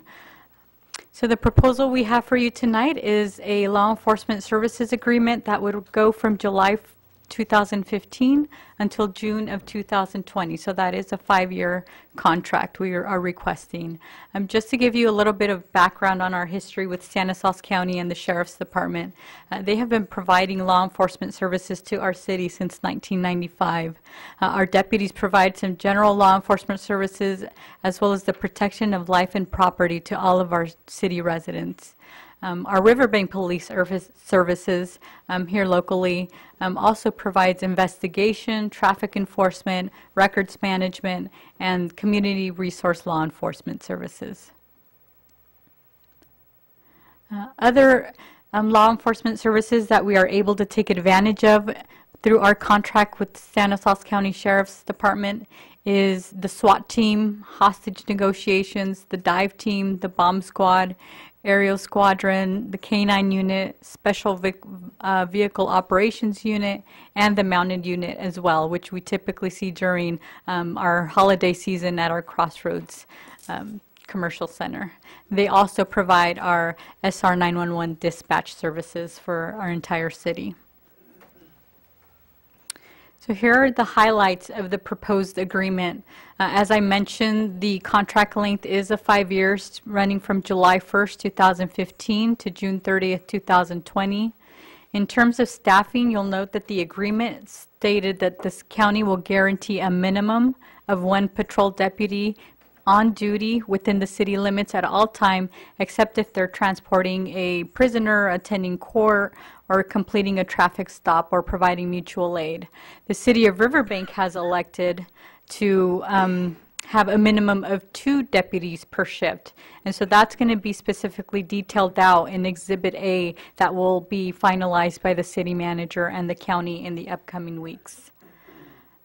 Currently, our staffing levels for our sworn personnel, we have 9 patrol, 3 detectives, 3 traffic, 2 sergeants, and our chief of police, and making that a total of 18 sworn officers here in our city.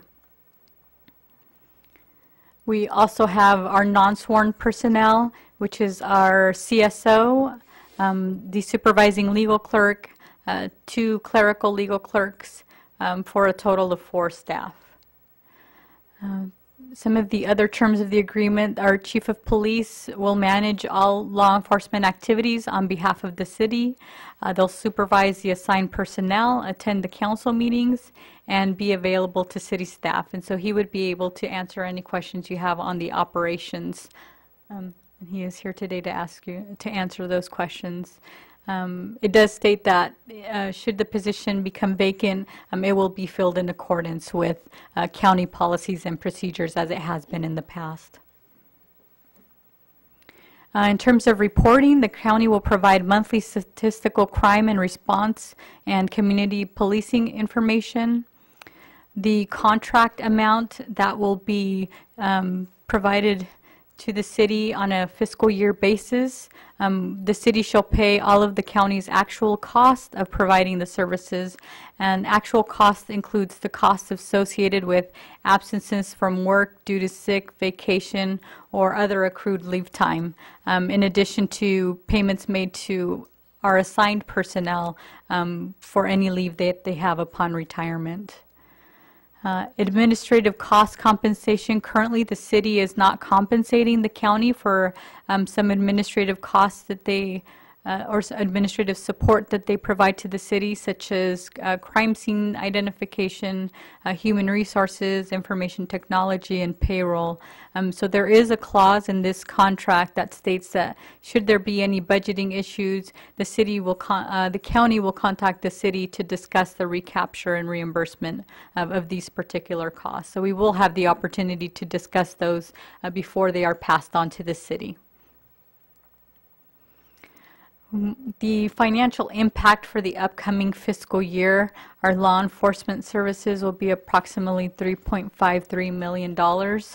And we have additional vehicle maintenance costs, which include replacement costs for any vehicles that are damaged or that are cycled out based on their asset policies of $154,000. So for 15-16, our total contract will be $3.69 million.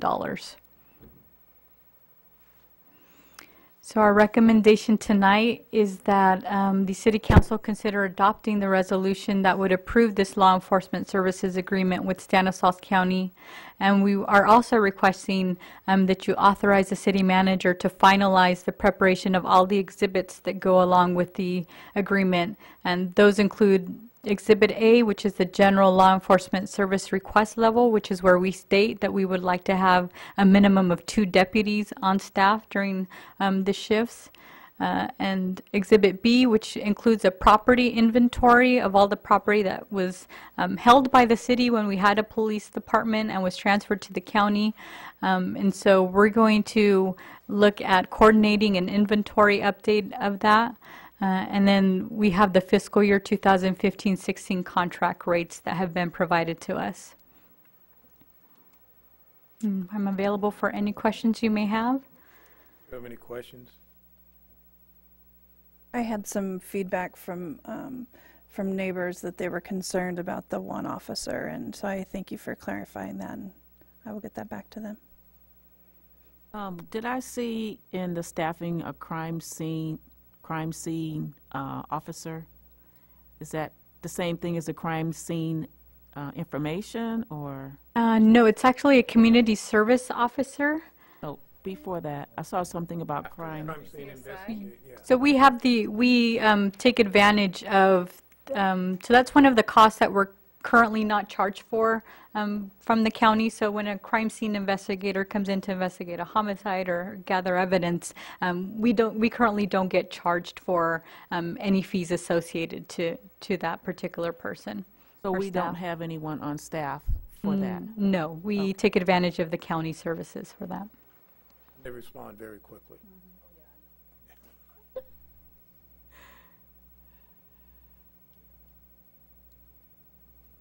Are there any questions or comments from the public on item 6.2?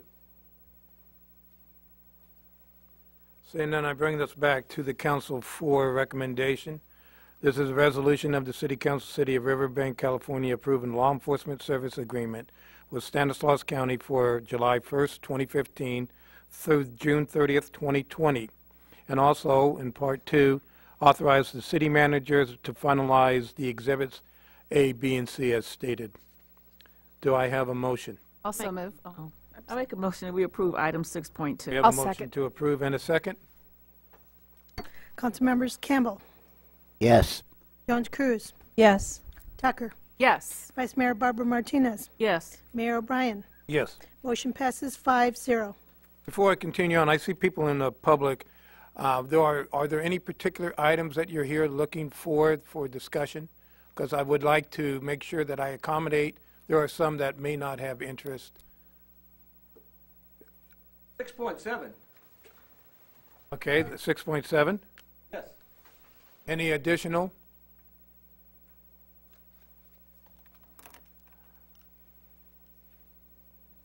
Before I do 6.7, I think it's appropriate to do 6.6.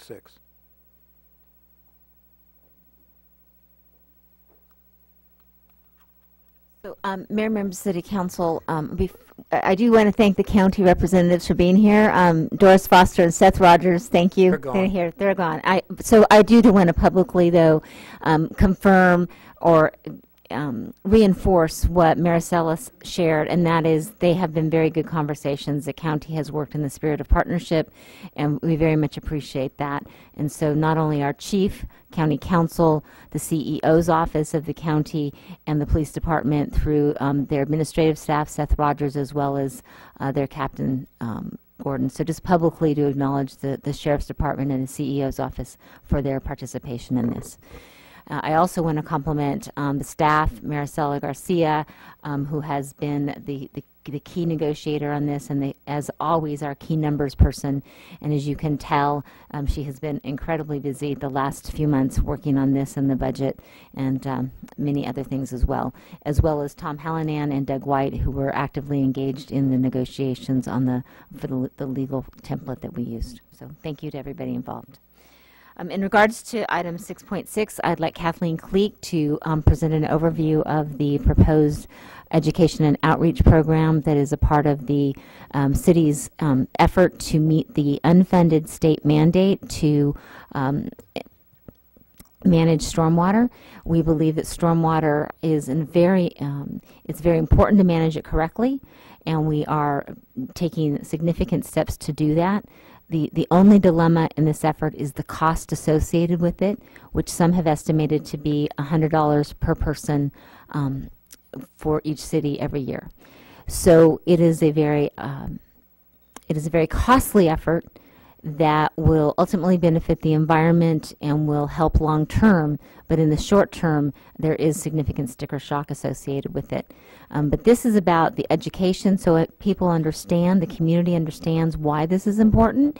And Ms. Cleek is our resident expert on stormwater, and she'll be providing the staff reports on all of the items related to stormwater this evening. So Ms. Cleek, who is our Manager for Development Administration in the Development Services Department.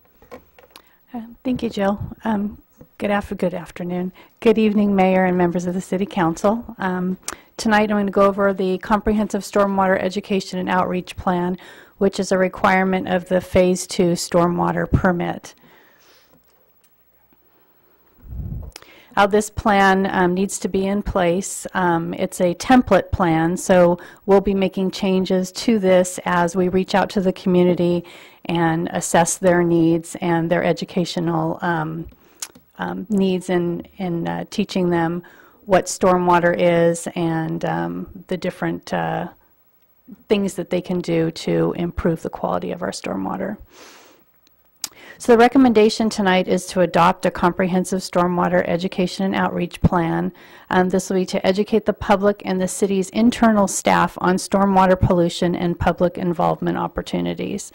There is a lot of education in this. The permit is probably 100 pages, and it's all mandated things that we need to do. So a lot of education is involved with this new permit.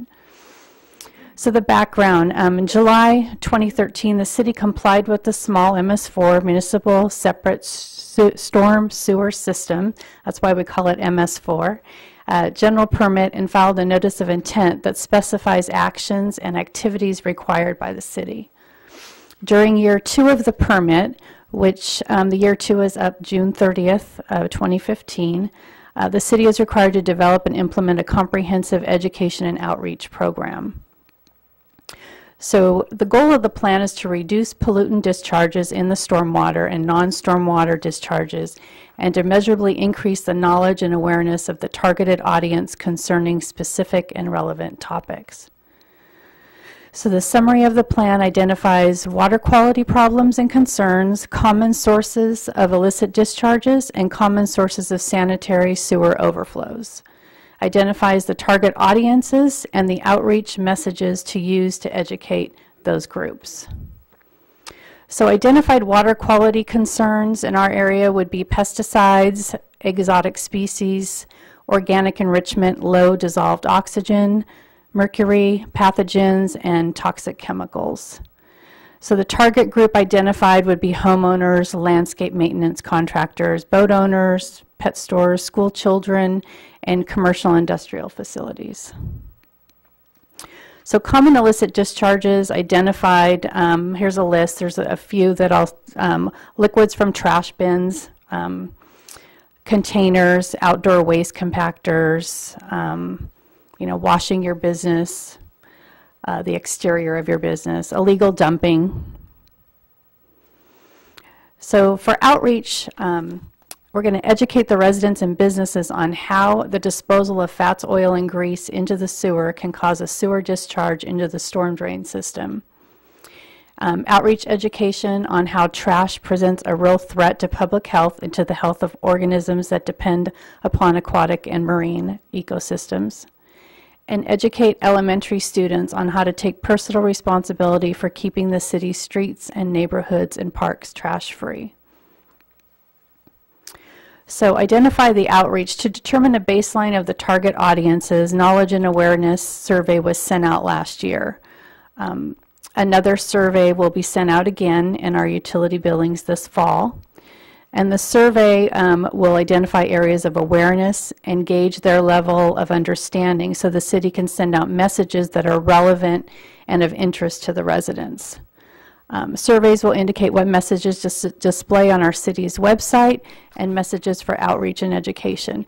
And with our new website, we are actually going to have a page that is strictly dedicated to this, where we can put messages on there, change the messages, and basically reach out to the public for what the information that they're asking for. So implementation was to develop and implement a public education strategy, develop and distribute appropriate educational materials to target audiences in public schools, utilize public input, convey messages to explain the benefits of water efficient and stormwater friendly landscaping, and proper application of pesticides, herbicides, and fertilizers. develop and convey messages specific to reducing illicit discharges, and develop and convey messages specific to reducing discharges from organized car washes, mobile cleaning, and pressure washing operations. So the evaluation, after the required tasks are implemented, the city will evaluate the effectiveness of the E&O program through an evaluation assessment and a new survey to measure the effectiveness of the educational outreach. So as I stated earlier, the plan is a template and will continue to be a work in progress. So the basic plan will not change. We can change information within the plan, the new requirements that come up, or if we have a course of action in education and we see it's not working, we can make changes. We want to be able to make changes in that plan so that we're still meeting our requirements, but actually getting the message that the residents want in that plan. So tonight's recommendation is to adopt a comprehensive stormwater education outreach plan to educate the public and the city's internal staff on the stormwater pollution and public involvement opportunities. And this is meeting our one of the requirements that we have in our Phase 2 permit for year 2. So is there any questions? In the regulatory definition of MS4, is it attempting to have separate systems eventually for, not for all communities, but for most communities? Separate sewer and storm, yes. Throughout, so, and to eliminate any discharge yes. into any of the existing waterways? Yes, that is correct. And you mentioned earlier about funding, that the state isn't funding this? No, the state is not funding this. So where is the funding going to come from? That is the question. Since you put a figure out there, $100 per person in each city? It's annually. Yeah. Right now we're working with a consultant. This consultant is working with 17 other cities. It's increasing as we're going because a lot of other cities are jumping onto this. And he's able to do the work at a minimal because they create the templates that we can change and make it appropriate for our city, but other cities are using it. So we're able to share information, and it's helped the cost. So we meet once a month, and so it's worked out. And these are agencies that are in San Joaquin County as well as Stanislaus County. So we use each other, and they're great resources. Thank you. Mm-hmm. One of the efforts that the state is having right now to help alleviate some of the issue or some of the cost is to define stormwater as a utility. Yes. And if that happens, then we can start collecting that water, and if we can recycle it, we can start charging for that. Currently, we cannot. And in areas where you have it collecting, but eventually discharged to waterways, that will have to be eliminated according to the federal government by 2020? I believe so. So by 2020, all of our discharge to the Stanislaus River will be eliminated, or at least treated and filtered to acceptable clean water standard prior to it being discharged. So that's going to be a major undertaking, especially for a city on a river's edge. Yes, that's correct. But could you imagine if you're San Francisco? Mm. Any comments or questions? Any from the public that have comments or ask questions? Seeing none, bring it back for the adoption of a comprehensive stormwater education outreach plan as outlined for the city of Riverbank. I make a motion, so moved. I'll second it. We have a motion to approve and a second for item 6.6. Councilmembers Campbell. Yes. Jones Cruz. Yes. Tucker. Yes. Vice Mayor Barbara Martinez. Yes. Mayor O'Brien. Yes. Motion passes 5-0. Item 6.7. Consider request from Galaxy Theater LLC to waive water, wastewater, storm drain, and traffic system development fees. Mayor, members of the City Council, the city has received a request from Galaxy Theaters to waive certain system development fees related to the expansion of their business that is located on Patterson. As you all know, that the Galaxy Theaters has been a great addition to our community and has provided just a lot of prestige and a lot of very positive buzz in the entire region, particularly in regards to their recent upgrades, and their planned upgrades will probably continue to do the same. So we're very pleased to have the Galaxy in the city of Riverbank, and we're very pleased to have representatives with us here this evening. They have submitted a request for fee waivers, as I mentioned, related to their expansion. And so we have prepared a report, and including the staff report, that is recommending a partial waiver of those fees. This evening, I'm happy to be able to introduce Donna Kinney, who is our new planning and building manager. She started with the city a week ago Monday and was given this project last Wednesday. And she has not been actively involved in the development plan that was being evaluated. However, she was the only person on staff that had any time in her schedule because she has just gotten started with the city. So she was given this staff report. She has prepared the staff report, and the Maricel and I provided some additional feedback, and she's presented this report. So I say that because this is a relatively challenging first introduction to the City Council. She's giving a presentation on basically something that she's had 2 days to work on. So with that, I would like to hand the presentation over to Donna Kinney, the city's new planning and building manager, and that will also provide an opportunity for the applicant to provide comment as the mayor directs. Thank you, Jill. Good evening, Mayor, City Council members. Okay, here's a presentation overview. We'll be discussing the system development fees, the Galaxy Theater LLC, fee waiver request, and waiver request analysis. What are system development fees? Well, they're to provide an adequate and constant method of financing the unfunded portion of need system development costs throughout the city, reasonably related to projected community growth. They are to promote the orderly and efficient expansion of public improvements to adequately meet the domestic and economic needs of the community and to minimize adverse fiscal and environmental impacts of new development.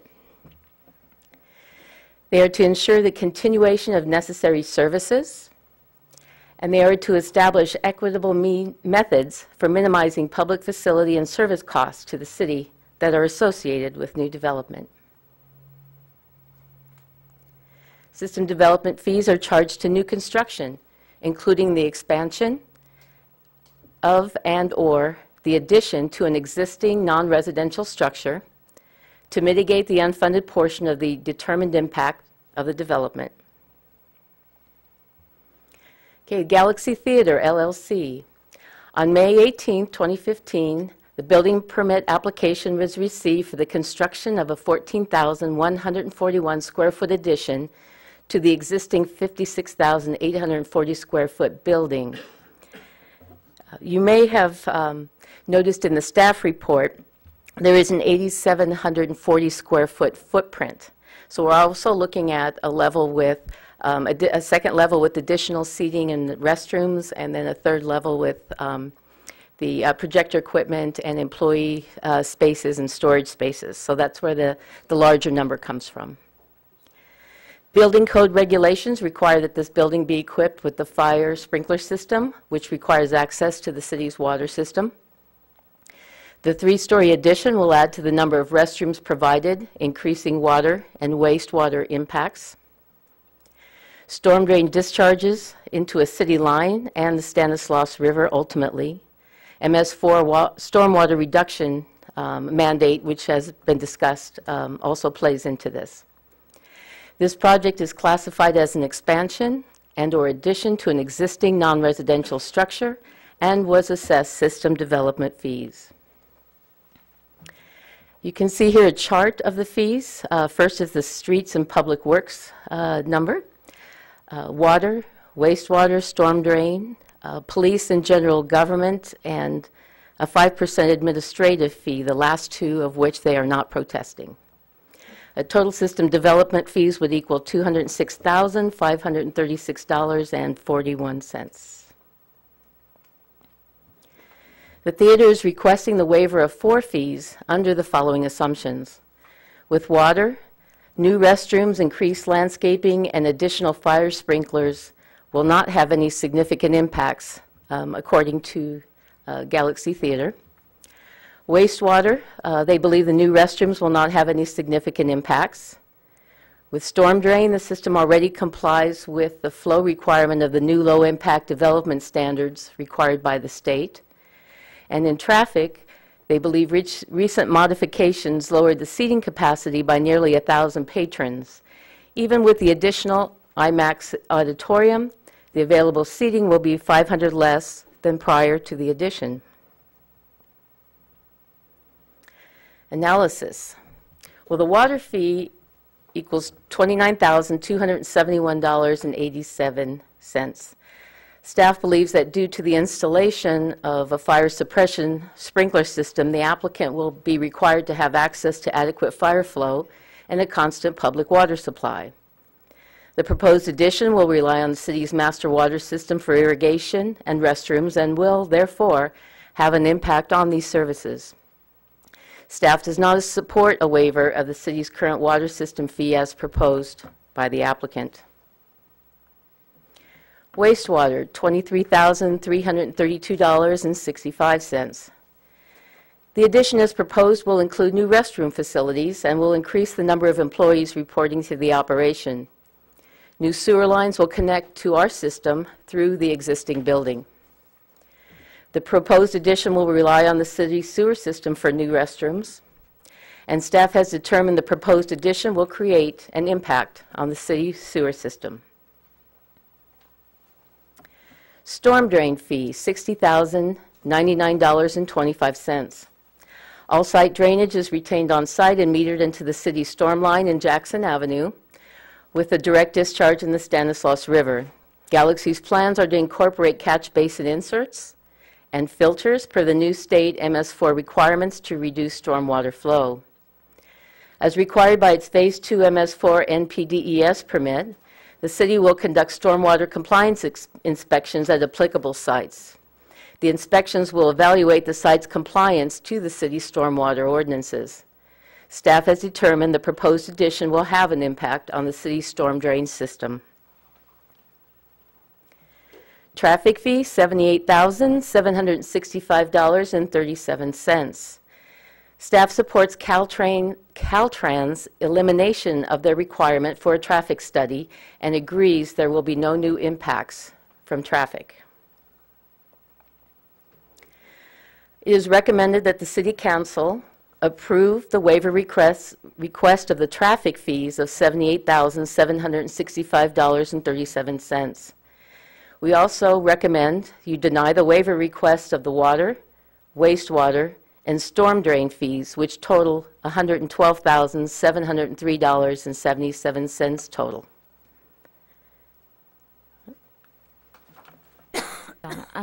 So Council, I would like to also add to clarify that the analysis was done consistent with another fee waiver request that the city received, where a similar analysis was done. A different conclusion was reached, but it was similar analysis was done. I also wanted to point out that the analysis that was done by staff was the initial analysis was done by John Anderson, who has been working very closely with the project proponent in terms of the thing. So he did the actual analysis in comparison with the Caltrans requirement, and then Donna put together the information with assistance from Maricela.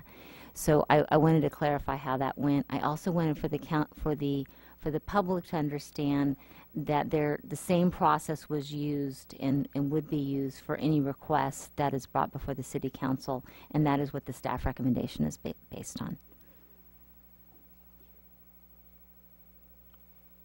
Council comments? Questions? Just one. In the report, it says on the water that from the staff recommendations, our analysis on an impact about minor on these services, and it makes the same statement on the wastewater, that the impact is going to be minor in those two areas. Can you put that into some kind of percentage or give me some kind of figure as to how it will affect it, since they sort of say here that it's going to not affect those particular areas very much? Unfortunately, I did not find that type of information in the paperwork and files that I do have. I suppose one would look at it as whether there is an impact or there isn't an impact. It's hard to judge what the differences between the two would be without additional studies.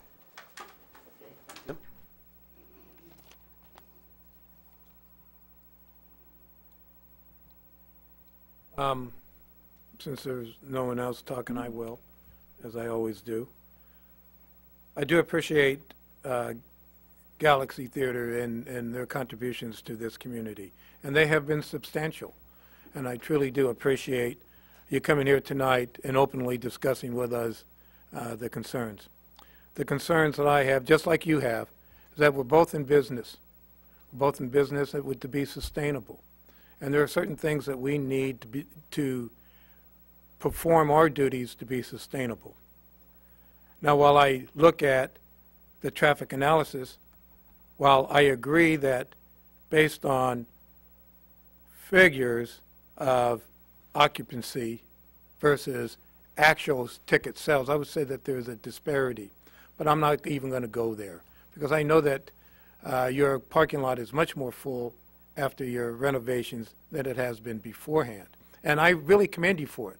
And I commend you for your business abilities. The addition to the IMAX is truly desired by the city of Riverbank.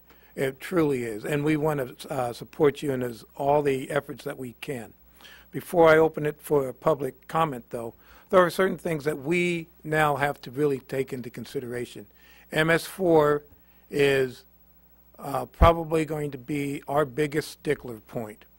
And MS4 is our stormwater. And I believe that we are going to need to talk about that very frankly. While I see your figures on the number of occupancies versus the original flow of personnel or patrons, I do see that you have created capacity in the past, as it was for all theaters, to have the big blockbusters 4 to 5 times a year where you could have maximum use of your theaters. But in the long run, those dwindled down to a bare minimum, and now with your upgrades, you have increased your capacity throughout. Now, Caltrans says minimum impact on traffic. I'll take that as an analysis, as their analysis. Wastewater and water, we have a minimum amount. Well, after I hear arguments from the public and from you on whether or not we accept that. But I do not see where we can negotiate on the storm water, at least as we stand right now. But I would like to hear from the public, see where their comments are, and where we will have to go for discussion. You want to hear from the proponent first? That's fine. You're part of the public. Good evening, Mr. Mayor, City Council members. My name is Rafe Cohen. I'm the president of Galaxy Theaters. Happy to be here tonight and very happy to be in Riverbank. We've done well, and I think we should be and hopefully are recognized as a good corporate citizen. We opened in 2000. We've been a sponsor of the Cheese and Wine Exposition. We've worked with the Chamber of Commerce. We have advertising up on our screens for free for the Chamber of Commerce. The City Parks and Recreation Department at one time had an office in the theater. So we've done a lot of things over the years, and obviously one of the big concerns and issues facing the city today is the MS4 program, and we would be happy to participate and make available in our pre-show some information and put up a public service spot about that. So we're, again, here as part of the community and would like to work with you to address these issues. Unfortunately, I guess John Anderson isn't here tonight. He was recommending on the storm and water that the fees be waived, and we have our engineer here who can speak to the minimal impact of those issues, and we'll get into that shortly here. We were originally approved for 2,677 seats. We built 2,150 seats, and last year we reduced the overall seating to 1,197 seats, and now by adding 452 seats back in the IMAX, we're still going to be 1,000 seats less than what we were originally approved for. The movie theater business is a competitive business. Since we opened in 2000, AMC came along and in Manteca built a 16-screen state-of-the-art theater. The Signature Theater on McHenry was remodeled. Regal took over. So we're competing against the, in that case, the two largest circuits out there in the country. But to combat and to try and maintain our market share, which has suffered from those developments, we have continued to reinvest in the theater. That involves, well, a number of different projects. We created our large screen format, our DFX auditorium, which stands for Digital Fusion Experience. We put in digital projectors throughout the theater. We added 3D capability in half the auditoriums. We put in a Dolby Atmos sound system in our DFX auditorium. The Dolby Atmos sound system involves, it's a sound system that has 32.1 channels. It has 45,000 amps of power. It has 52 speakers. And if you've been in our DFX auditorium, I think you would probably appreciate the sound system. And these are the things that we've done and had to do along the way to stay competitive in a very competitive business. And last year, we added the luxury seating, and I hope you've experienced it and had an opportunity to be in the theater. Through that remodeling, which cost us over $2 million, we have picked up business, and that's been good for us. It's been good for the community. It's not only the sales tax revenue, it's not only the restaurants, but I was speaking to Evan Porcius, and who owns the Prime Shine Car Wash, and he told me that his business was up 25% after we put in the new seats. So it does reverberate to a number of businesses, and will also, I think, attract new business to the area. Some of the vacant properties, I believe, will be developed shortly after we're open, because an IMAX theater is a big deal. There are no IMAX theaters that I know of in anything approaching a secondary market.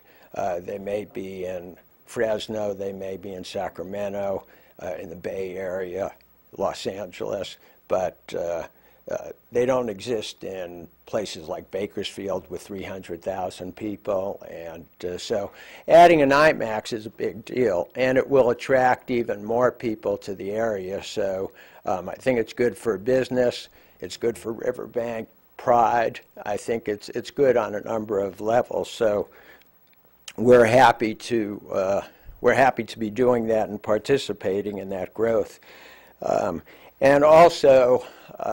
Jobs are important.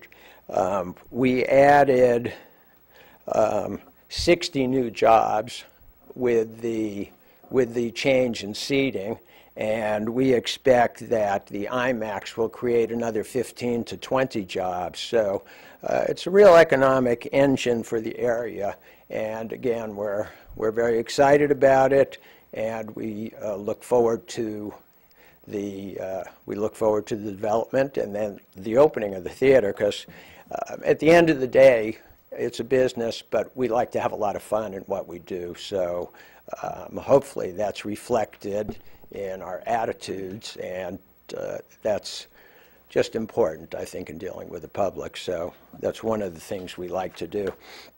In any event, we don't believe there's any nexus between the proposed development and any impact on the systems of the water, the sewer, the stormwater, and staff has agreed on the traffic, eliminating the traffic fees, which we're pleased with. But we'd like to ask your consideration for eliminating the other system fees, and we can get very specific about the very minimal to non-existent impacts of what we're doing. So I'd like Rich Homer, who's been a friend to Galaxy over the years and who's helping us on the IMAX project, say a few words now. Thank you. Good evening. Rich Homer. Good to see you all again. I'm representing Galaxy Theaters this evening. You know, what we have here, and I think Rafe referred to it as a catalyst. On SR 108 Patterson Road, you've got two huge vacant lots. There have been a Walgreens that's looked at that property, and there have been others over the years, but no one has yet started to develop those properties. Like Rafe said, an IMAX is not something you find in a rural community. It's something you find in San Francisco and Los Angeles. And I believe this will be the catalyst to bring a number of benefits to the city, the first one being those vacant parcels. You are going to reap a whole lot of system development fees when new businesses come in and start construction there, and I will guarantee you they will. Speaking with Rafe earlier, was talking about several places where they put IMAX in Sparks, Nevada, and in Green Valley, which is Henderson, Nevada, and what occurred after that, and that was new businesses, which meant more sales tax, which meant more jobs, which meant more property tax, and which meant, yes, more system development fees. And you know, one thing too about Galaxy is it's reinvented itself. There's an energy there. You know, when they, 2,100 people, and let's go back to those days, back in 2000, when there wasn't a Regal Theater, when there wasn't an AMC, that parking lot was packed. There were 2,100 seats, and when a Harry Potter showed up, or a Pirates of the Caribbean, or one of those movies, every one of those parking spots was full. I don't believe we're setting a precedent here. As far as asking for waivers of fees, the council recently waived fees for Silgan containers on the storm drain and water there. And on March 13th, I met with the mayor, I met with the city manager, and I met with then planning director John Anderson. And when I left that meeting, the consensus was that they believed there was no need to have impact fees for storm drain or water. Whether you call this system development fees, whether you call it AB 1600, whether you call it in lieu fees, whether you call it impact fees, it's all the same thing. And I truly believe, and we'll have our engineer come up here and get into a little more detail, there is a lack of a nexus for any of these fees. There are no new demands on the system from what existed when the complex was initially constructed. For example, I'll just use this as an example. Nolte's study for the city stated a commercial parcel of this size should use 15,000 gallons of water daily. Galaxy Theater uses 800 gallons of water daily. And the city is getting reimbursed for this, just like any other customer. I took a look at the 2-month water bill for last August through October. And those are usually the hottest months, so that's going to be your highest usage. And what Galaxy paid was $126.53 for watering the external property. They paid $72.71 for their internal water usage.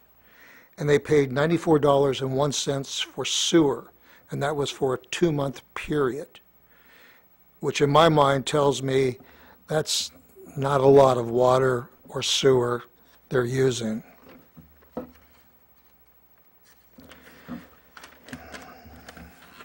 You know, when I saw the fees, I was sort of in sticker shock, because I do realize when Galaxy submitted their application, they submitted it 2 days after you folks approved a 35% commercial rate increase. And I remember going through this with John Anderson. It was unfortunate because we had every intention of getting that in here before the deadline, but we did miss that. And in my mind, I was looking at 8,470 footprint. And the cost to us then would have been $92,000, the total cost for fees under the old one. With the increase, the cost for the 8,420 square foot was $125,000. And today, I'm looking at $206,000. I simply hope the council realizes an impact fee is just that. It's for impacts to your system. And in this specific instance, there just aren't any significant impacts. They're minor at most. Galaxy Theater does not fall in the same category as something that would be happening right now out at the Crossroads, where they're putting in 4 new buildings there. Our infrastructure has been in since 2000, and we continue to upgrade it. Rod Hawkins will explain what we're doing with the storm drain system, state of the art. I thank you for your time. It's fun to see everybody. It's sort of fun to be down here instead of up there. At this time, I'd like to introduce our engineer for the project, Rod Hawkins. Thank you. Good evening, council members. As Rich said, pardon me, Rod Hawkins, Hawkins and Associates Engineering. And Councilman Campbell, Rich alluded to it, but you'd asked about the percentage increase or how you might quantify that, and Ms. Kinney mentioned that there possibly should be other studies. I would submit to you that there's already studies done in that. Rich alluded to it, but your water master plan that Nolte prepared, as he said, basically establishes a rate of 1,900 gallons per day per acre for commercial development, and that's the 15,000 gallons per day. So your system development impact fees, that's what they were based on, that type of impact, and we're nowhere near that, using only 813 gallons per day currently, based on meter readings and utility bills. So I consider that minor and insignificant, considering that the system was designed for a much bigger system. Any consumption that might occur because of additional bathrooms, that'll be picked up in your billings because they're on a metered system. So they will pay for any additional water usage, but that's different than an impact fee. The system is sized adequately for the development, and as Rich mentioned, with the remodels that have been done, the impact is much less than originally proposed and originally constructed. With regard to fire protection, the system is there. It's just a matter of extending lines into the new addition and putting additional sprinkler heads. But there's no real additional demand from a fire system in that when a fire system is designed, the heads operate independently. So it's not like you're going to have 58,000 square foot of building instead of 50,000 square feet on fire. The heads operate at the hot zones. So 3 or 4 heads are going to go off at any one time if there is a fire. So the system is already there. We're not making any new connections to the city system. The demand doesn't even go up because there's definitely a potential for fire in the addition, but there's no more. That makes no more demand than the existing theater itself. With regard to the storm drain, I sympathize with your unfunded mandate, and we're dealing with it up and down the state. Literally every agency we go to, they're struggling with how to implement the new standards from the state, and just from on the engineering level, just how in the world do we deal with this, to the education level and everything that you're talking about here tonight. However, there's still no nexus to this project. That unfunded mandate would be there regardless of whether this project was happening or not. You'd still be dealing with it. That's why you heard that item 6.6 even before ours, because it's here regardless whether we expand the Galaxy Theater or not. And the reason there's no nexus with regard to our project is your Riverbank, your stormwater master plan, and this is typical in all the agencies we deal with. It's just a simple matter of hydrology calculations. But when we do stormwater runoff, we basically look at the runoff coefficients.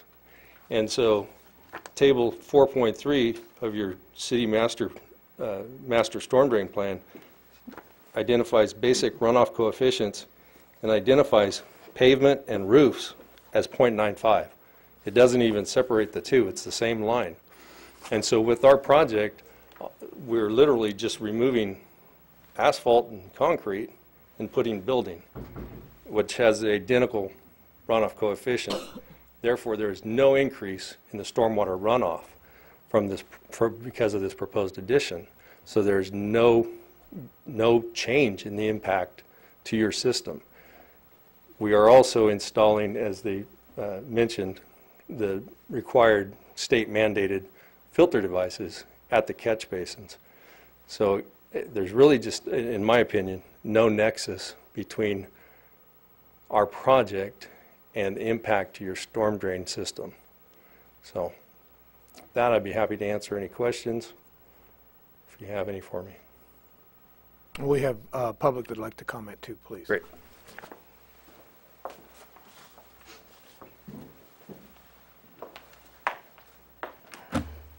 Charles Neal, 2312 Rio Verde Drive, Riverbank, California. I don't think you'll find anybody in Riverbank that'll get up and say that the Galaxy Theater hasn't been something nice and great for the city of Riverbank. When you look at it overall, I live not very far from it. When I pass it, that parking lot's full. And what pops in my mind the most is, in 2000, and Rich Homer was the city manager at that time, and Galaxy came to them with this big, horrendous plan, and attorneys and rolled in, and what happened? They began to waiver fee after fee after fee. Okay? They waived all, those fees to be paid at a later date. And I think that anytime you have a large corporation comes in and you say, oh, well, maybe we better reduce it. I say increase it myself, If you trust your city staff, and your city staff has given you this, and they say, hey, we recommend denying all of this except for the traffic study, and I'd say, I'd make Caltrans give me a written document talking about the traffic study before I'd accept it. Otherwise, I'd have a traffic study. When Galaxy Theater came to town in 2000, I expected, like any place else, when you go to San Francisco, you pay a recreational tax on that ticket. You know?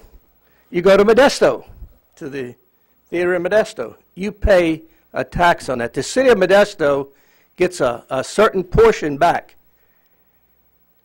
But the Galaxy Theater in 2000 got the city to waive that, to where they don't have to pay one. And now, in order to place a tax on that ticket, you're going to have to take it to a vote of the people. And that's going to be quite an expensive thing. So they're getting a free ride on that tax that other cities are receiving from their theaters. I just think that you're here tonight and you said, John Q. Public, we're going to increase your fees, your water, your sewer. And if Galaxy says it's something wrong with these fees, then deny them their building permit until such time as you can do a systems development fee study and produce it. And if you're wrong, and 3 or 4 or 5 years down the road, give it to them. If you're not, charge them double, or whatever the engineer comes up with. Systems development fees in AB 1600 was there for a reason. And when you start waiving them for one, then you need to do it for all. Not just because you're a big corporation that says, I'm going to provide you with a free recreational advertisement on my theater screen. I accepted that thought when it come through my mind as saying, whatever it costs, that's a bribe that you're trying to bribe the city of Riverbank with. You're telling them what you're going to do for them if they do something for you. You don't conduct business that way. It just doesn't happen. Maybe I listened to it wrong, but I certainly want a copy of this city council meeting, this tape, because I understood all those free things that they're going to give you. But then they're asking you to waive all this. At what cost? Can the city afford it? I don't think so. Treat all equal. I just got a letter in the mail from John Anderson. And I'm going to question real quick. The CEO of Galaxy come up here and said that John Anderson had recommended waiving all these fees. And Rich Homer said when he come up here and met with the mayor and the city manager, he walked away with the assumption that all the fees was going to be waived. Now, are we conducting business like that behind closed doors? Or this public business we're going to conduct out here in the public?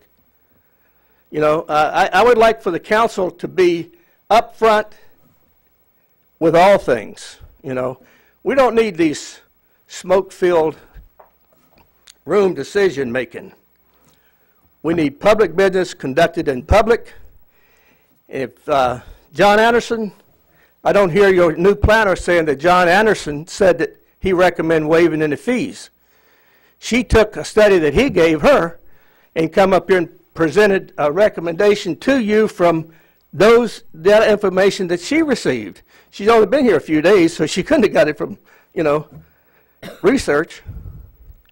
So, I'm just saying, let's conduct business right here in front of everybody, and let's conduct business equally for everybody. And when it comes down to a big corporation saying, I'm going to provide you with sales tax. I'm going to provide you with all these jobs. We need those. We need great things in Riverbank. And I'm not up here to try to put down Galaxy Theater. I've gone in there and enjoyed movies myself. And it is. It's a luxury theater. But it's a big corporation. The expense of providing for that IMAX to the city of Riverbank is right there. Pay it, just like any other corporation would. You know, and go on down the road, you know. And another thing, John Anderson just sent me a letter, and a couple of years ago, Galaxy wanted to put alcohol in the theater. It went through the planning commission, and I opposed it. I opposed it at the ABC board.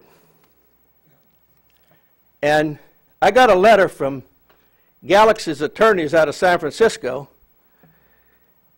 and boy, they just about wanted everything about me except what color my hair was, because it was turning as the days went by. Trying to intimidate me, I guess, but it didn't. Now I get a letter from John Anderson says, well, we want to increase the volume that they can serve in the wine and the beer. They said it at the public hearing, 12 ounces, that's fine. Now they want to increase it to 20 ounces. What's next? Thank you very much. Any other public comment? I usually don't allow a second, but I will on this one. May I? Yes, you may. Very briefly. As to the reference to being a large corporation, there are two shareholders in Galaxy. I'm one of them, and I guess the reason it's a big corporation is because my partner Frank is 6'6", so that's probably why it's a big corporation. The other thing is I just want to be crystal clear that our offer to help with the MS4 with pre-screen advertising stands, and it's not dependent upon any action that's taken tonight. Thank you. Thank you for your brevity. Mayor, I would like to address the questions that have come up in regards to the March 13th meeting. Could you wait until after all public comment? Oh, I'm sorry. I thought it was concluded. I apologize. I haven't brought it back to the council yet, and I would like to address that too, because there is a perception that is not reality. Is there any other public comment? Okay, I bring it back to the council. Ms. Anderson? Thank you, Mayor. Mayor, members of the City Council, in regards to the March 13th meeting that Mr. Homer referenced, at that time there was no analysis provided by Galaxy's engineer, and there were some assumptions made in that meeting that indicated that there was a possibility that there would be no water and storm drain impacts based on the same type of analysis that was done for Silgan.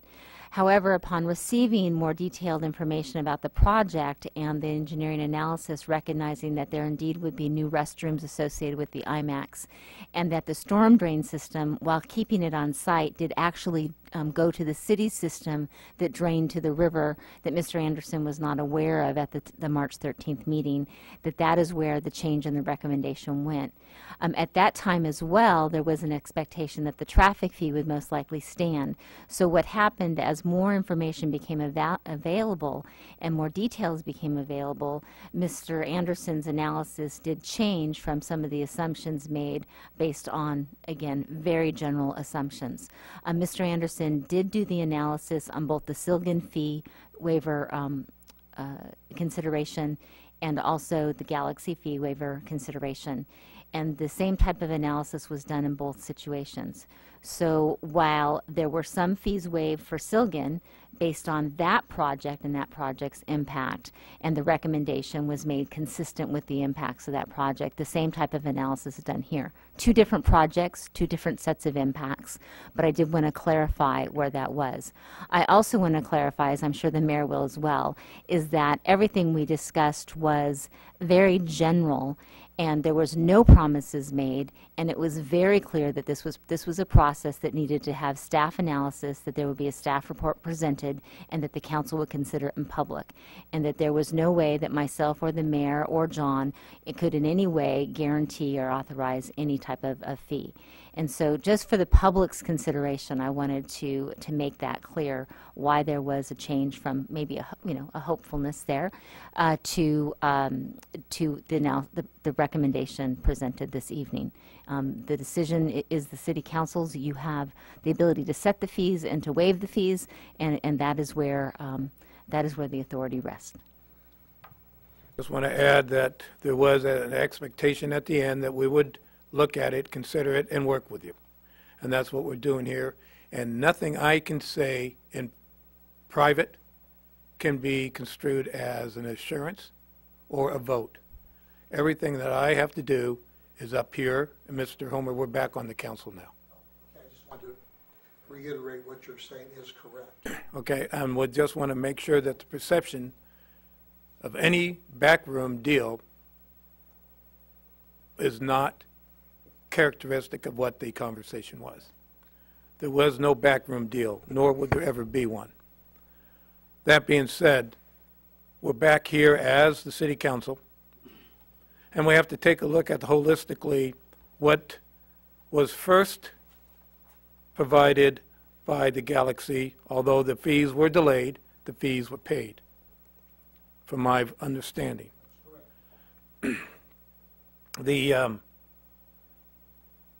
The streets, public works, I believe, was adequately addressed, in my opinion, by Caltrans. You make a very strong argument on the water. Water, to me, commercial versus what, the usage, what you actually are using is lower than what the standard is for the building of that size, as well as the wastewater. You're increasing the number of restrooms to accommodate more individuals. So that may have to be discussed, and I think that that's someplace where we need to discuss. We have a new requirement for MS4, and this is for the council to consider. You have made some, you have paid into the stormwater system in the past, and does that adequately address the new regulations coming on up? That's where we have to take that into consideration. And if it does not fully address it, does it address it partially? And I believe it does. I believe that it may address it greater than 50%. But there is still an impact to our stormwater system. Whether or not you do anything or not, we still have to address that issue. So, as we address your issues, we still have to look down the road. The parcels across the street from the Galaxy, there's been so much that we've been trying to get movement, but it's not just spurring of the IMAX. There's a lot of other issues, as you're fully aware, of multiple owners and somebody not wanting to give in. So there are issues beyond our control in that development. Have you spurred economic growth in the area? Absolutely. Not only in your own theater, but in the surrounding areas, in the shopping, in the local neighborhood. And I would say some of your increases for Mr. Porges has been because of your theater in Luxury Plus.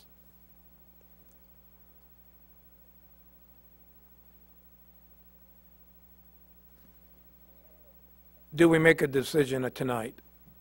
You're on a timeline. I believe it's, I'm going to ask each of the council members to take a look at of each of the systems that they want the waivers from and address it in your thoughts. If we need to make a decision tonight, it may not be the best in all interest, but we still have to make decisions that if we waive your fees, who else do we waive coming on down the road? And as I said at the beginning, we're both in business to be sustainable. And we have to be sustainable as well as you. So we want your interest and our interest to coincide. So, Councilmember Cruz, have you come up with any ideas? Yeah. Okay, let's hear them, because we may come up with a compromise here. And you know, I want to waive the 11 o'clock meeting rule. Thank you. I just got to throw it out there. We already went down that slippery slope once, waiving other fees, and that sticks with me. And I do hear other sides of the story. It's kind of like a double-edged sword, especially being on this agenda tonight. And I think if couple of these items had been on a different agenda, we might be discussing different things tonight, personally, in my opinion. But I can't help going back to business in Riverbank and making it easy for business. And part of our strategic plan is to promote business in our city.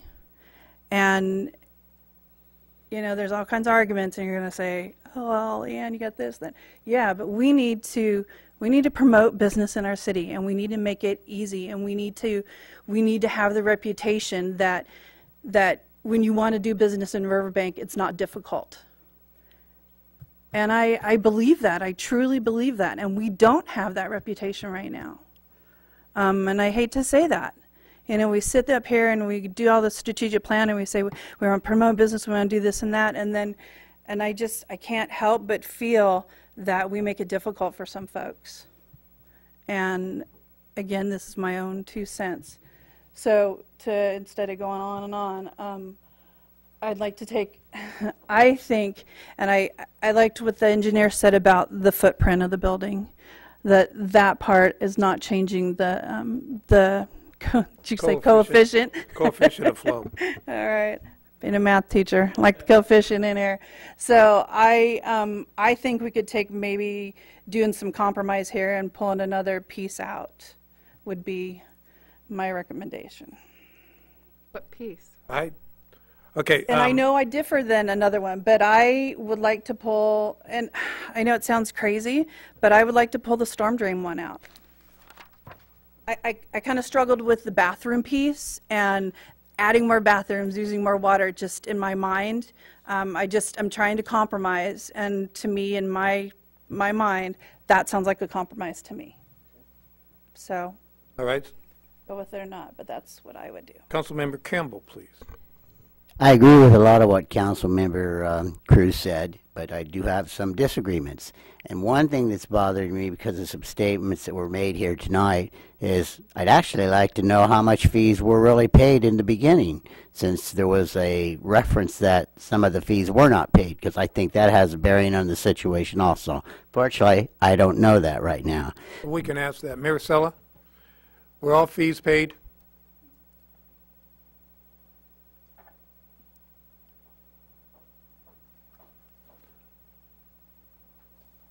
Did you have a chance to research that?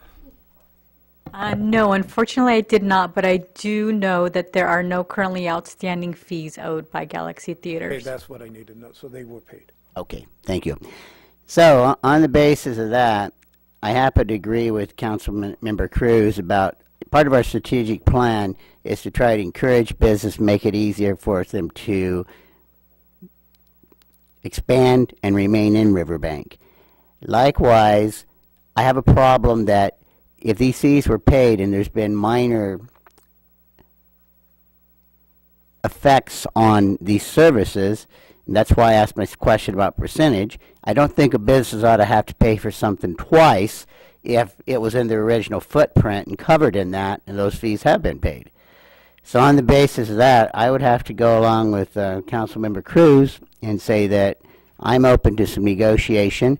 I'm not as strong on the stormwater as I am on the water and the sewer, because with the figures you gave me that were based on the plan from the Planning Commission, you are not anywhere near what they gave you when they gave you the plan in using those services. So I'm open to negotiation on this also for the fees. Councilmember Tucker? Well, I agree with the comment that we want to promote business and we want to support business, and we certainly consider Galaxy to be a wonderful business that we want to promote, and we appreciate all of you who have done for the city as well. I think that a fairly good case was made in terms of waiving the water fee, perhaps, in addition to the traffic fees. So that would be my proposal if I was to make a motion, is that we deny the waiver on the wastewater and the storm drain, but that we approve the waiver request on the traffic fees and the water fees. Thank you. Vice Mayor? I, too, want to thank Galaxy Theater for all of your, just for being in Riverbank and all of your, everything you've done for the city, advancing your business to where it is today. We really appreciate that, and bringing our city along with that and your improvements. And I think that with the figures that Mr. Hawkins gave us, that you're only using 800 gallons of water. I've been taking some good notes. And the system was designed for 115,000? 15,000, okay. Per month. Yeah, per month. I think that there really would not be an impact on the water, so I agree with waiving the water. But I think we also have to look at later on down the road, there's going to be impacts for the wastewater and for the storm drain. And also I think that we should waive the traffic fees. That's almost like a given. But I just have a concern about the wastewater and the storm drain. Thank you. Looking at your wastewater, although you have less patronage as the possibility of less patronage, even though you have increased your sales, the amount of your increase in restrooms will be what, 40%?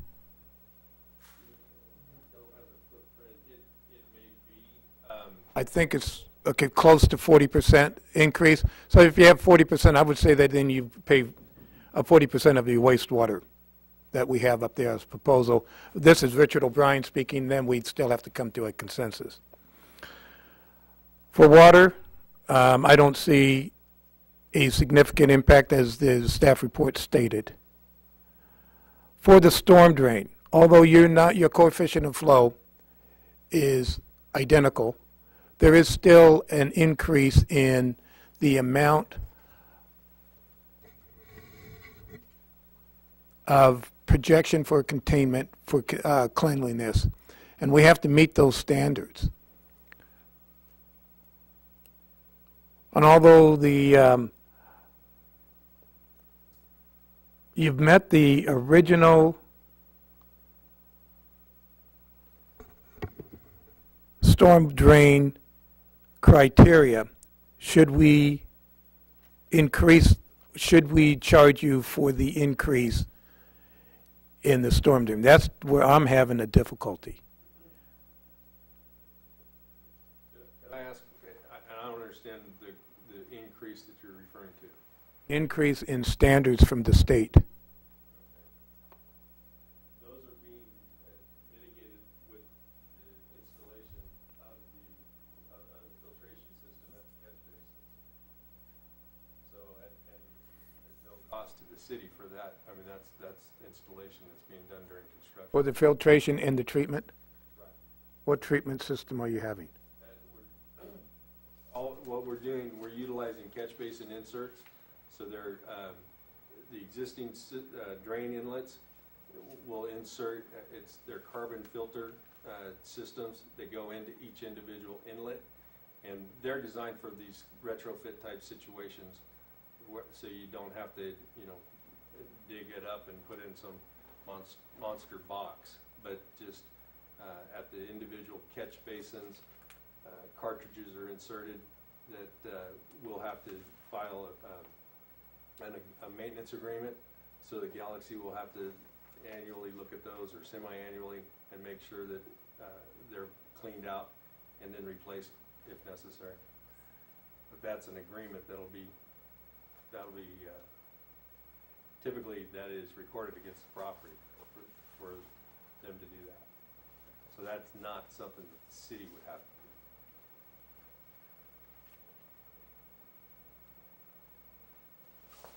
to do. So we're back to storm drain. No, it's back to storm drain. Yeah. Okay, so And that's, it's to me, that is an tariff. acceptable risk for us. In my opinion, you were questioning the storm drain. Is that an acceptable risk? This is going to add cost to their system with the maintenance. If it meets the state's goals of clean discharge. You do? I agree. Okay. All right, let's go with the waiver of the storm drain. I still think that there is an impact on your wastewater to the percentage of increase in your restroom facility. I like the idea of the 40%. If I'm that's just what you're, getting- I'm- yeah, I- if that's just what you're by the telling us. plans. Probably close. And then with the water, I mean, with the new water rates, they're going to be charged for the water that's they will. going in anyway.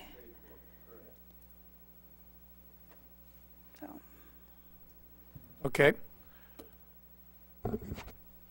I know I'm getting staff eyes. Let's go back to here. Okay.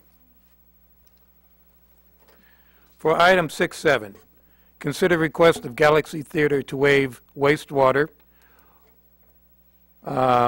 water, storm drain, and traffic system development fees. I would like to move that this council waive the water fees, the storm drain, and that's traffic system development fees, and impose a 40% of the wastewater development fees. I would second that motion. We have a first on item 6.1 and a second. Council members Campbell, Yes. Jones Cruz, Yes. Tucker, Yes. Vice Mayor Barbara Martinez, Yes. Mayor O'Brien. Yes. Motion passes 5-0. I want to thank all the staff that worked hard on it. I want to also thank John Anderson for his input, as well as everyone from Galaxy Theater for coming on in. This was something we did not take lightly, nor did we make in a back room. And I appreciate the council. You're looking at this with open eyes, and I hope this does not discourage our new planning manager. And Mayor and members of City Council, I wanted to let you know that we will come back with a resolution that will confirm this, and for the record, since it has an impact on fees. So we'll do that as a consent item at the June 23rd meeting. Okay.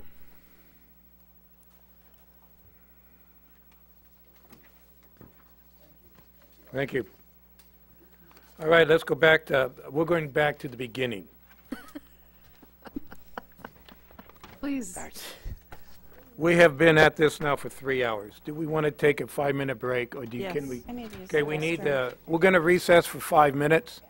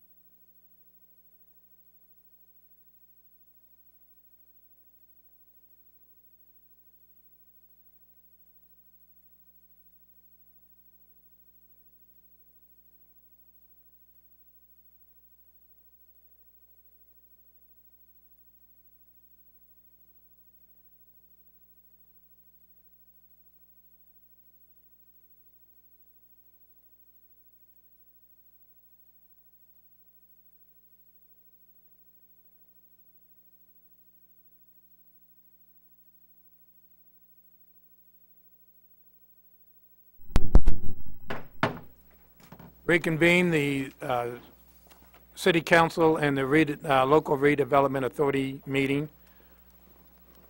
We're going to start again. We're going to do everything all over. Item 5.1, first reading and introduction by title only of an ordinance of the City Council of the City of Riverbank, California, Title 9, General Regulations, amending sections Chapter 91, Animals, and Chapter 94, Park Regulations of the City of Riverbank Code of Ordinances. And if we could, make this quick. Mayor, members of City Council, Sue Fitzpatrick will present the staff report. Bill, are you done?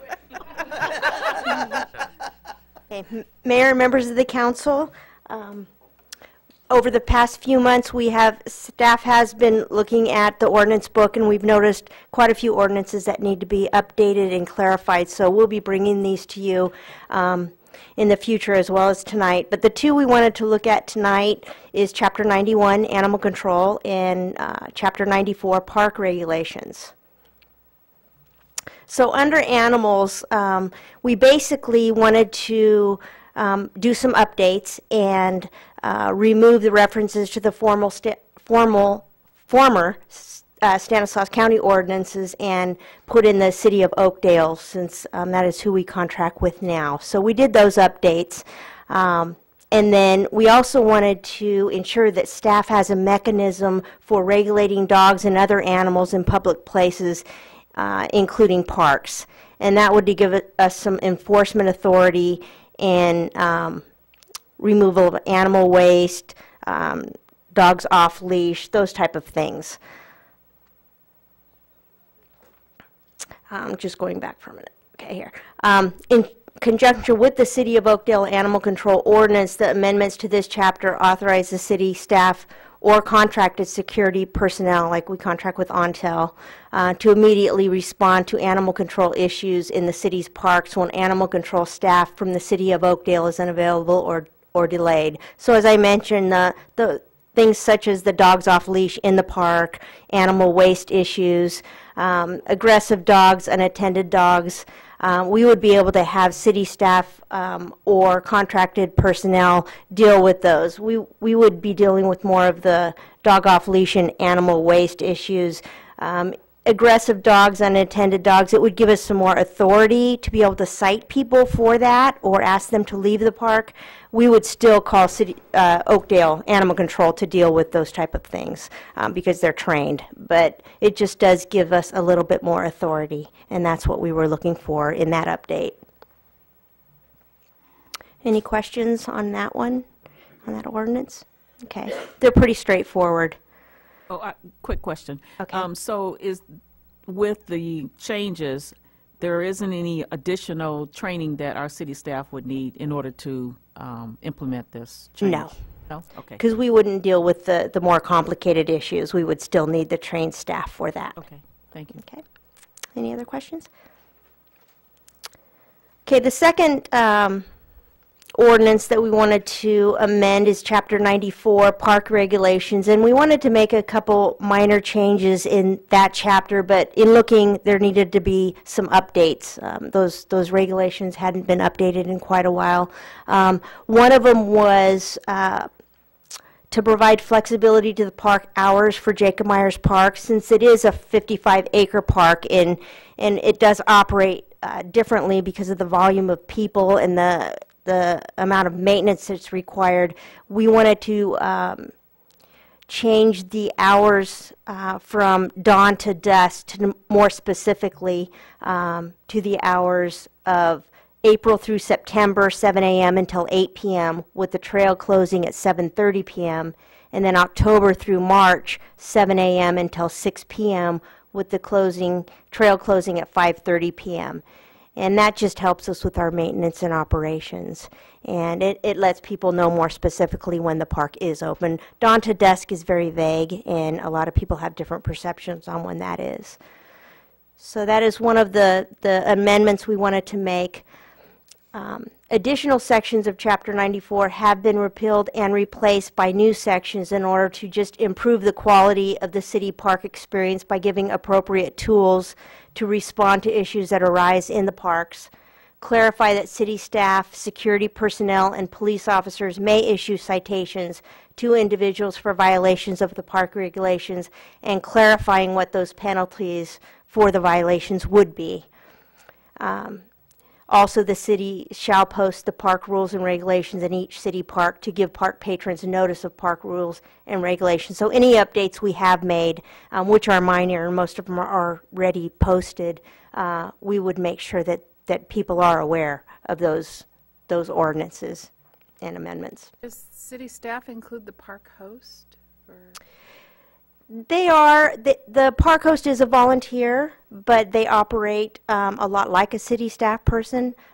They are, what we ask them to do is not confront people in a lot of situations, so we don't put them in that predicament, that we ask them to call either the sheriff's department or our on-tail security.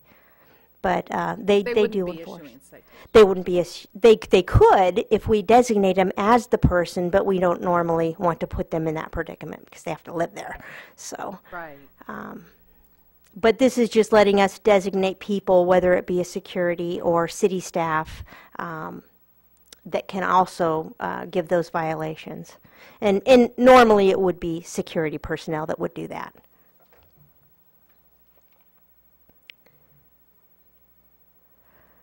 So the recommendation, it's recommended that the City Council approve the first reading and introduction of the ordinances and to have them presented for the second reading and consideration for adoption at the regular City Council meeting on June 23rd.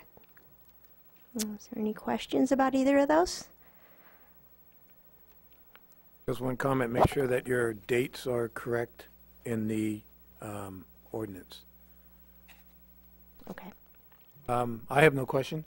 Anyone from the public have a question or comment? Bring this back for accepting the first reading and introduction, title only.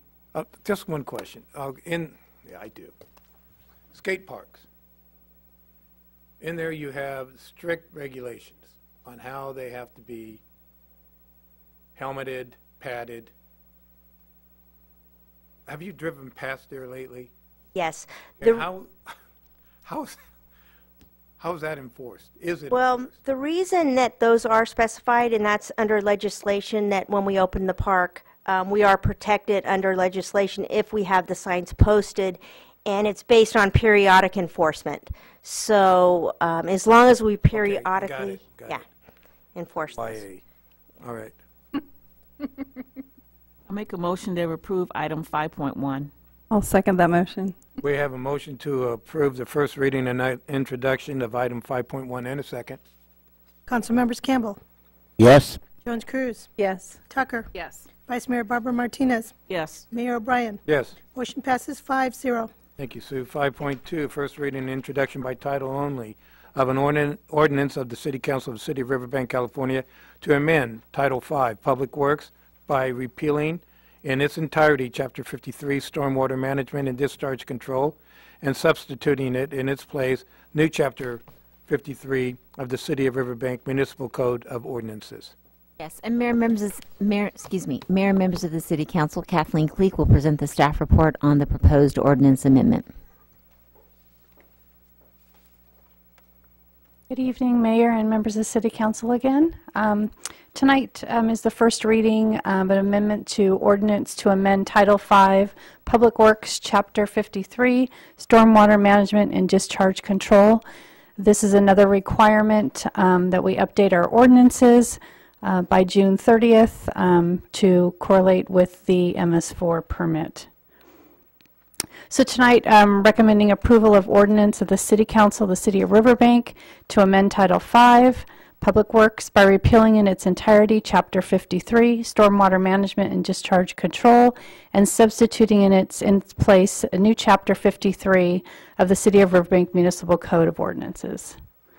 So in March 2006, Riverbank City Council approved a Stormwater Management and Discharge Control Ordinance. The ordinance was established to protect the health, safety, and general welfare of the citizens of Riverbank. In July 2013, the city complied with the MS4 general permit and filed a notice of intent that specified the actions and activities required by the city. The city is subject to the state of California's general permit, which has a 5-year permit term. During year 2, it was required that the city adopt new ordinances to obtain adequate legal authority to meet the requirements in the permit. So the objectives of the ordinance revision is to comply with all federal and state laws, eliminate illicit connections to the city's storm drainage system, to effectively prohibit non-stormwater discharges and spills to the city's storm drainage system, and require parties responsible for non-stormwater runoff in excess of incidental flows to take corrective action. So the objectives of the ordinance revisions is to require construction sites, new development, and industrial and commercial facilities to implement stormwater control measures consistent with the California Stormwater Quality Association standards. To allow the city to require proof of compliance with said permit in a form acceptable to the enforcement official, and to require project proponents to sign an operation and maintenance agreement legally binding them to maintain the installed post-construction design measures. And that is the agreement that the gentleman with Galaxy was referring to. Enforcement requirements to allow the city access to private property to inspect and photograph a suspected violation for the purpose of memorializing and documenting any threats to water quality. The city must have an enforcement response plan that allows it to respond to municipal code violations with verbal warnings, progressing to written notices, and fines could be cited, and then stop work orders. The permit requires the city to notify the state water board of any facilities that are not in compliance with the state's industrial general permit or construction general permit. And the fine, just so I can point out that the fines and citations, I mean, the city's going to work with the developers and the public as much as possible with outreach and going through the process with them before the fines and citations would be given. But we do need to have that authority in case we do have an issue where it's not being complied with. Financial impact, the full fiscal impact is unknown at this time. We're kind of learning as we go. The implementation requirements of the second phase of the MS4 permit is unfunded mandate by the state. The new requirements will create an obligation for monitoring, reporting, and tracking all citywide stormwater. And staffing resources are insufficient to meet the demands of the new permit requirements, which will create a daily demand on current city staff.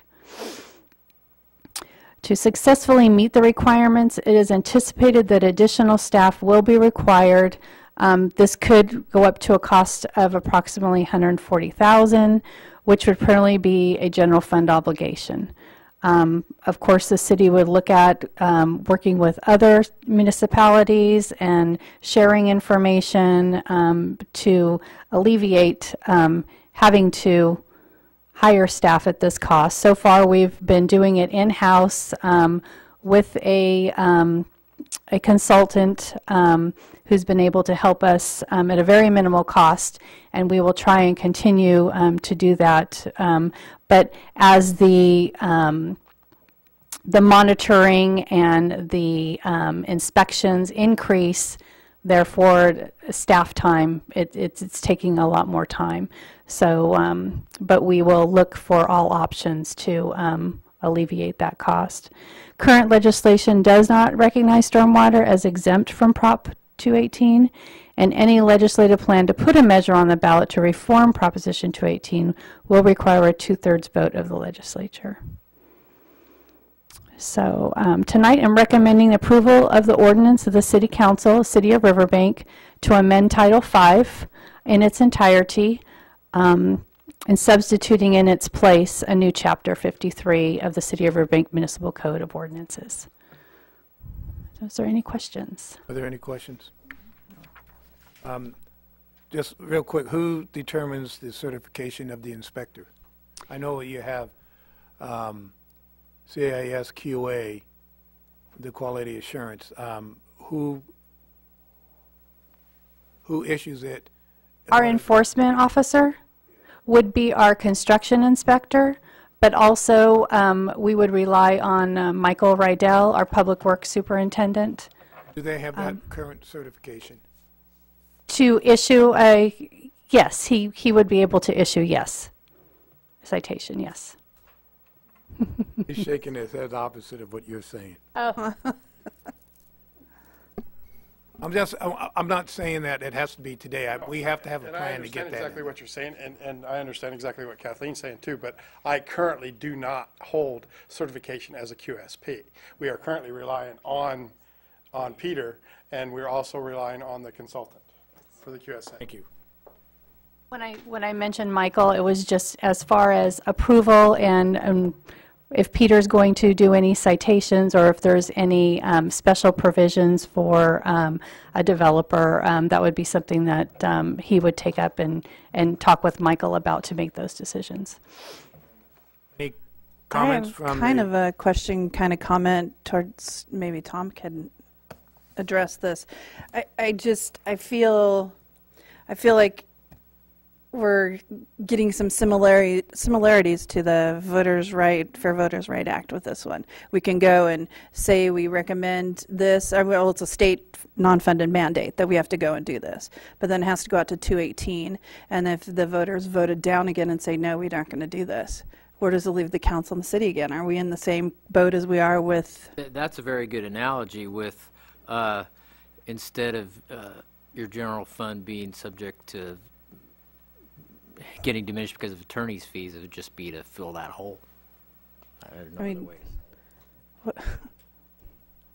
and I don't see the 2/3 of the legislature I don't see them making the change. So no, I don't either. Your point's well taken. Yeah. Anyone from the public wishing to comment? Seeing none, I bring it back.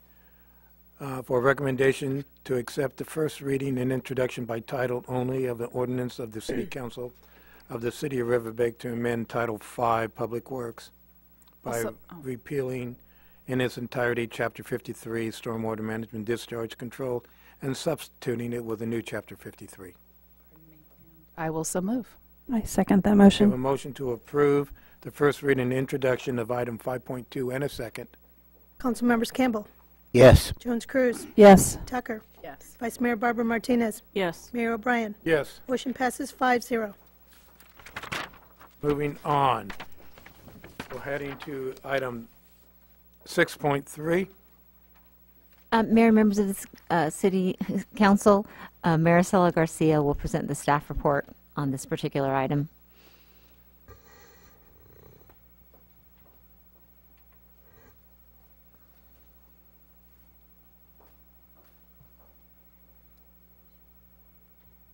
Like, you could start with the questions. Yes. Any questions? So tonight's item is seeking your approval on a memorandum of understanding with the Riverbank Miscellaneous Bargaining Unit.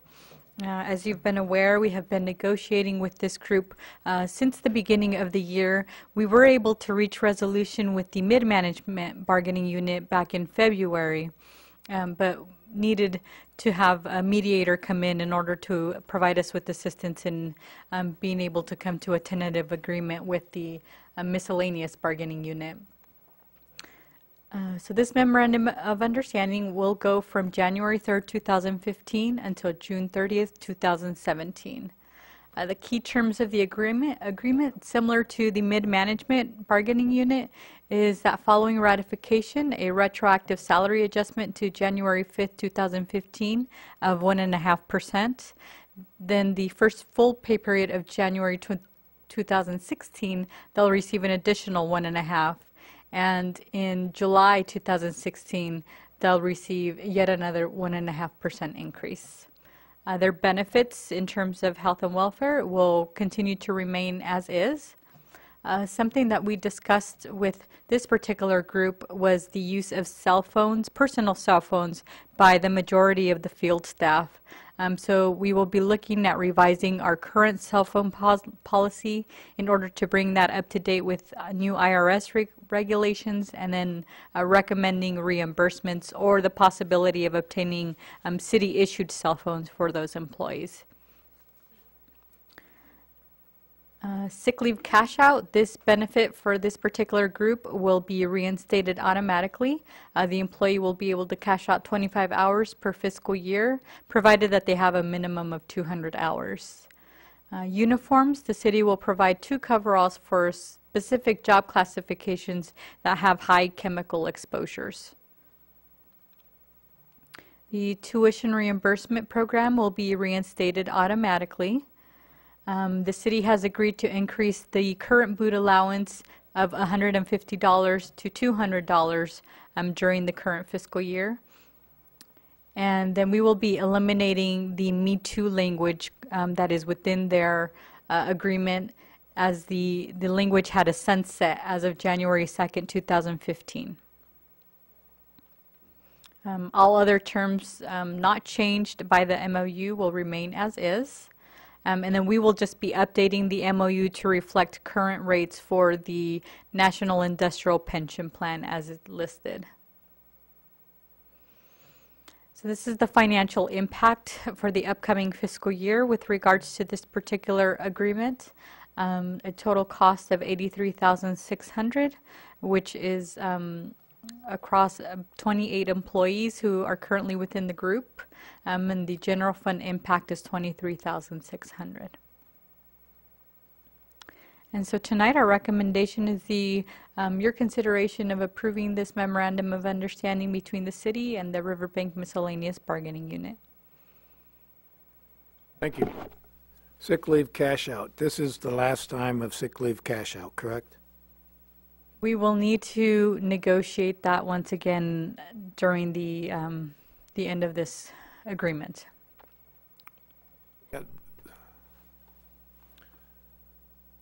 I thought this was the last time. We attempted to negotiate that away, similar to what we did with the mid-management bargaining group, where we traded that for a vacation leave cash out, but with a miscellaneous group, we were not able to reach that agreement, not even having the mediator there with us.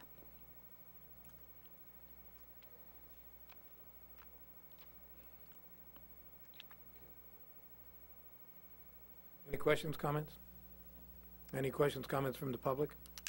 Seeing none, I'll bring it back to the council for action. Make a motion that we approve item 6.3. Second. A motion to approve item 6.3 in a second.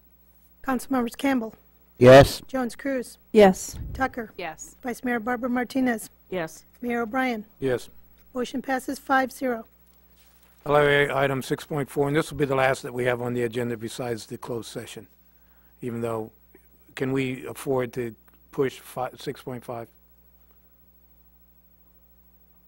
Can that wait till the 23rd? Okay. Thank you. Super, thank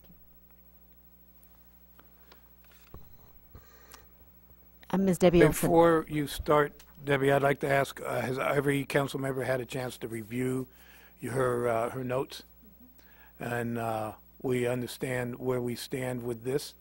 So give us the wave tops. Give us the what? Wave tops? The high level? I most certainly will. I appreciate taking any time at all on this, and thank you for saving, the best for last. Absolutely. There you go.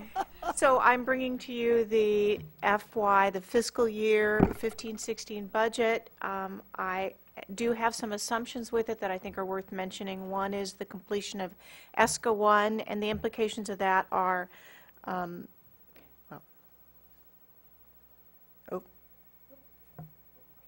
implications of that are revenues are down, will be down, and expenditures will be down because that ESCA is finished.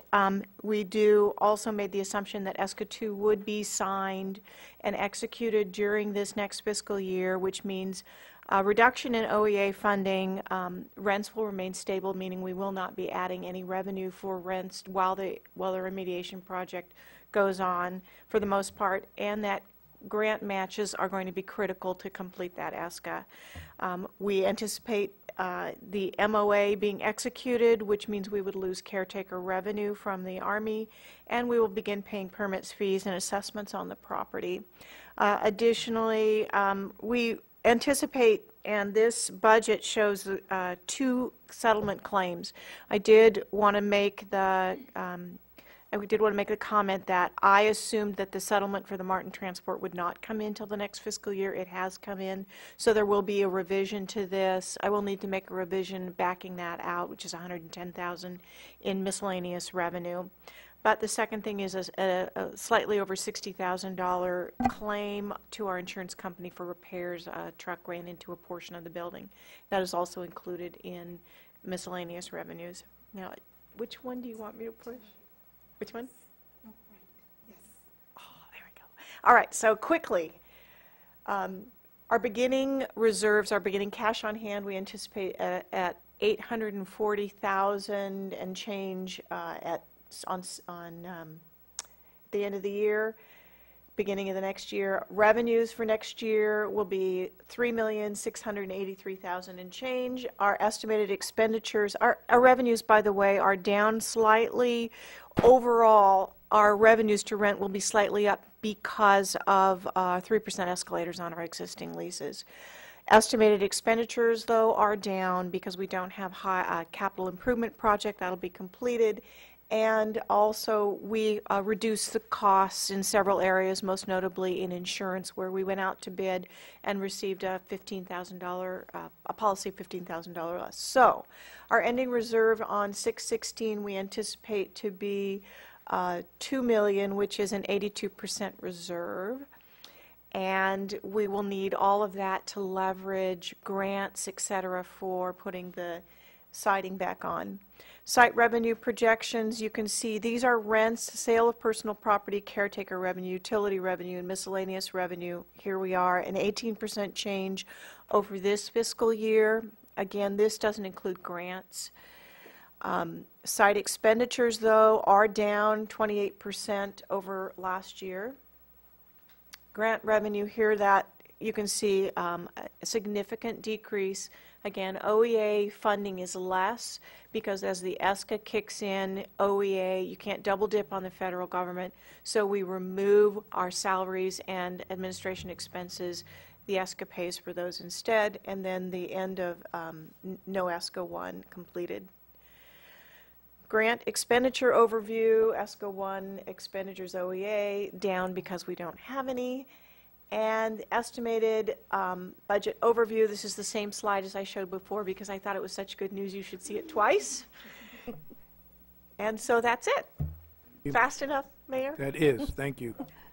I appreciate the effort and the time you took to brief each and every one of us. That was tremendous, and that's a great benefit. Before I bring it to the council for action, is there anyone from the public wishing an explanation or a comment on the LRA budget for fiscal year 15-16? This is just a workshop, so there's no action necessary. No, but we have to accept the. Oh, you accept my report. I believe we have to accept the report. Okay, I'm bringing it back for LAR item 6.4, that we received a presentation and that we accept that presentation. I make a motion, so moved. I'll second it. We have a motion to approve and a second. I believe we all have consensus. That's what we need, consensus? 5-0. 5-0. And I'm not making light of it. That's what we had to do.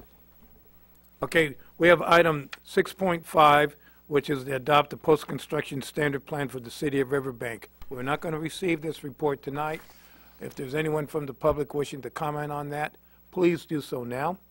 Seeing no comment, we're going to go to item 7, consisting of any staff comments that are necessary for tonight. Yeah, Mayor, members of the City Council, I did want to just give an opportunity to again welcome Donna Kinney to the staff and appreciate her already jumping right in. And so members of the public, if you hear that name, it is Donna Kinney. She's the newest member of the City of Riverbank team. Thank you. Council Authority Member, Council Member Leanne Cruz. Yep. I just had a real quick thing. I just didn't get a chance to thank the police chief for his as he was just taking us about. He thought you're off the hook back there. I just didn't get a chance to thank you after the last city council meeting for your presentation before our meeting last time. I did see someone posted on one of the neighborhood websites all those models of cars, and gave excellent description of coming down and getting the clubs for the safety stuff. So I just wanted to tell you thank you. I know you put some time and effort into that, and I didn't get a chance to thank you before. So thank you, and I think it was well received, and people were listening and appreciated the information. Thanks. That's all I have for tonight. Thank you. Councilmember Campbell, please. I'd just like to thank for all the hard work that they put into doing the reports and gathering all the materials that make these meetings go much more effectively, and I think Mrs. Kinney did a very good job tonight with her first presentation. Councilmember Tucker. I would just like to add on to Councilmember Jones-Cruz's comment on the chief's presentation that was very well received, and we had a lot of folks in town who were wishing they had been here at the meeting where they could have seen the presentation. So at my request, the city put the presentation on the city's website, and I know that was appreciated by the folks that are tuning into next door. And so getting that information out there. So thank you. Thank you, everybody involved in that. Thank you, Vice Mayor. I wanted to let everyone know that Chief Kiley and I are working on a presentation for gang awareness, and it's going to be held at St. Francis of Rome on next Wednesday, the 17th at 7 p.m. So we're inviting the public to come out. Also at the Farmers Market Family Night Out, just a reminder, it's every Wednesday from 5 to 8 p.m. at the Community Center. And tomorrow night will be the senior coupons will be distributed tomorrow, and it will be again at the Farmers Market at the Community Center from 5 to 7 p.m. And that's so that you can buy fruits and vegetables. And thank you for your hard work. Tonight, there are a lot of hard decisions that we had to make tonight, and a lot of hard decisions are coming down the line as there's all these regulations and changes that are mandated for our city and our residents. And I just want to say it's not easy sitting up here, and I hope that everyone understands that we're trying to make the best decisions that we can, not just for today but for the future. So I want to thank my fellow council members for all of your support and understanding of what we have to do here, and the community too. Thank you. Thank you. I'll just reiterate what the Vice Mayor says. Thanks for the staff for giving us the support we need to make the decisions. And I want to congratulate all of you for doing the job that you have been doing in the past, and I know you will in the future. Also want to thank this council and all the councils previously for the disability awareness. It means a lot to me. And that, we'll go into closed session consistent of item 8.1, conference with labor negotiators pursuant to Government Code 54957.6, Agency Representative Jill Anderson, City Manager, Employee Organization, Riverbank Executive Management. Item 8.2, conference with legal counsel, existing litigation pursuant to Government Code 54956.9 alpha. Name of case, City of Riverbank versus Oil Transfer, LLC. Stanislaus County Superior Court case number 2012779. Item 8.3, conference with real property negotiator, Government Code section 54956.8, property 2372 Patterson Road, Riverbank, California. Agency negotiator Jill Anderson, City Manager, property negotiator Tom Ward. Under negotiation, price, term of payment, or both. LRA item 8.4, conference with legal counsel, anticipated litigation. Significant exposure to litigation pursuant to subdivision Bravo of Government Code 54956.91, potential case. LRA item 8.5, conference with real property negotiator, Government Code section 54956.8, property APN 062-008-009, 062-031-005, 062-031-006, 062-031-007, and 062-031-009. Agency negotiator Jill Anderson, City Manager, property negotiator U.S. Army. Under negotiation, price, term of payment, or both. Before we go into closed session, anyone wish to comment on any of the closed session item? Seeing none, we now adjourn to closed session.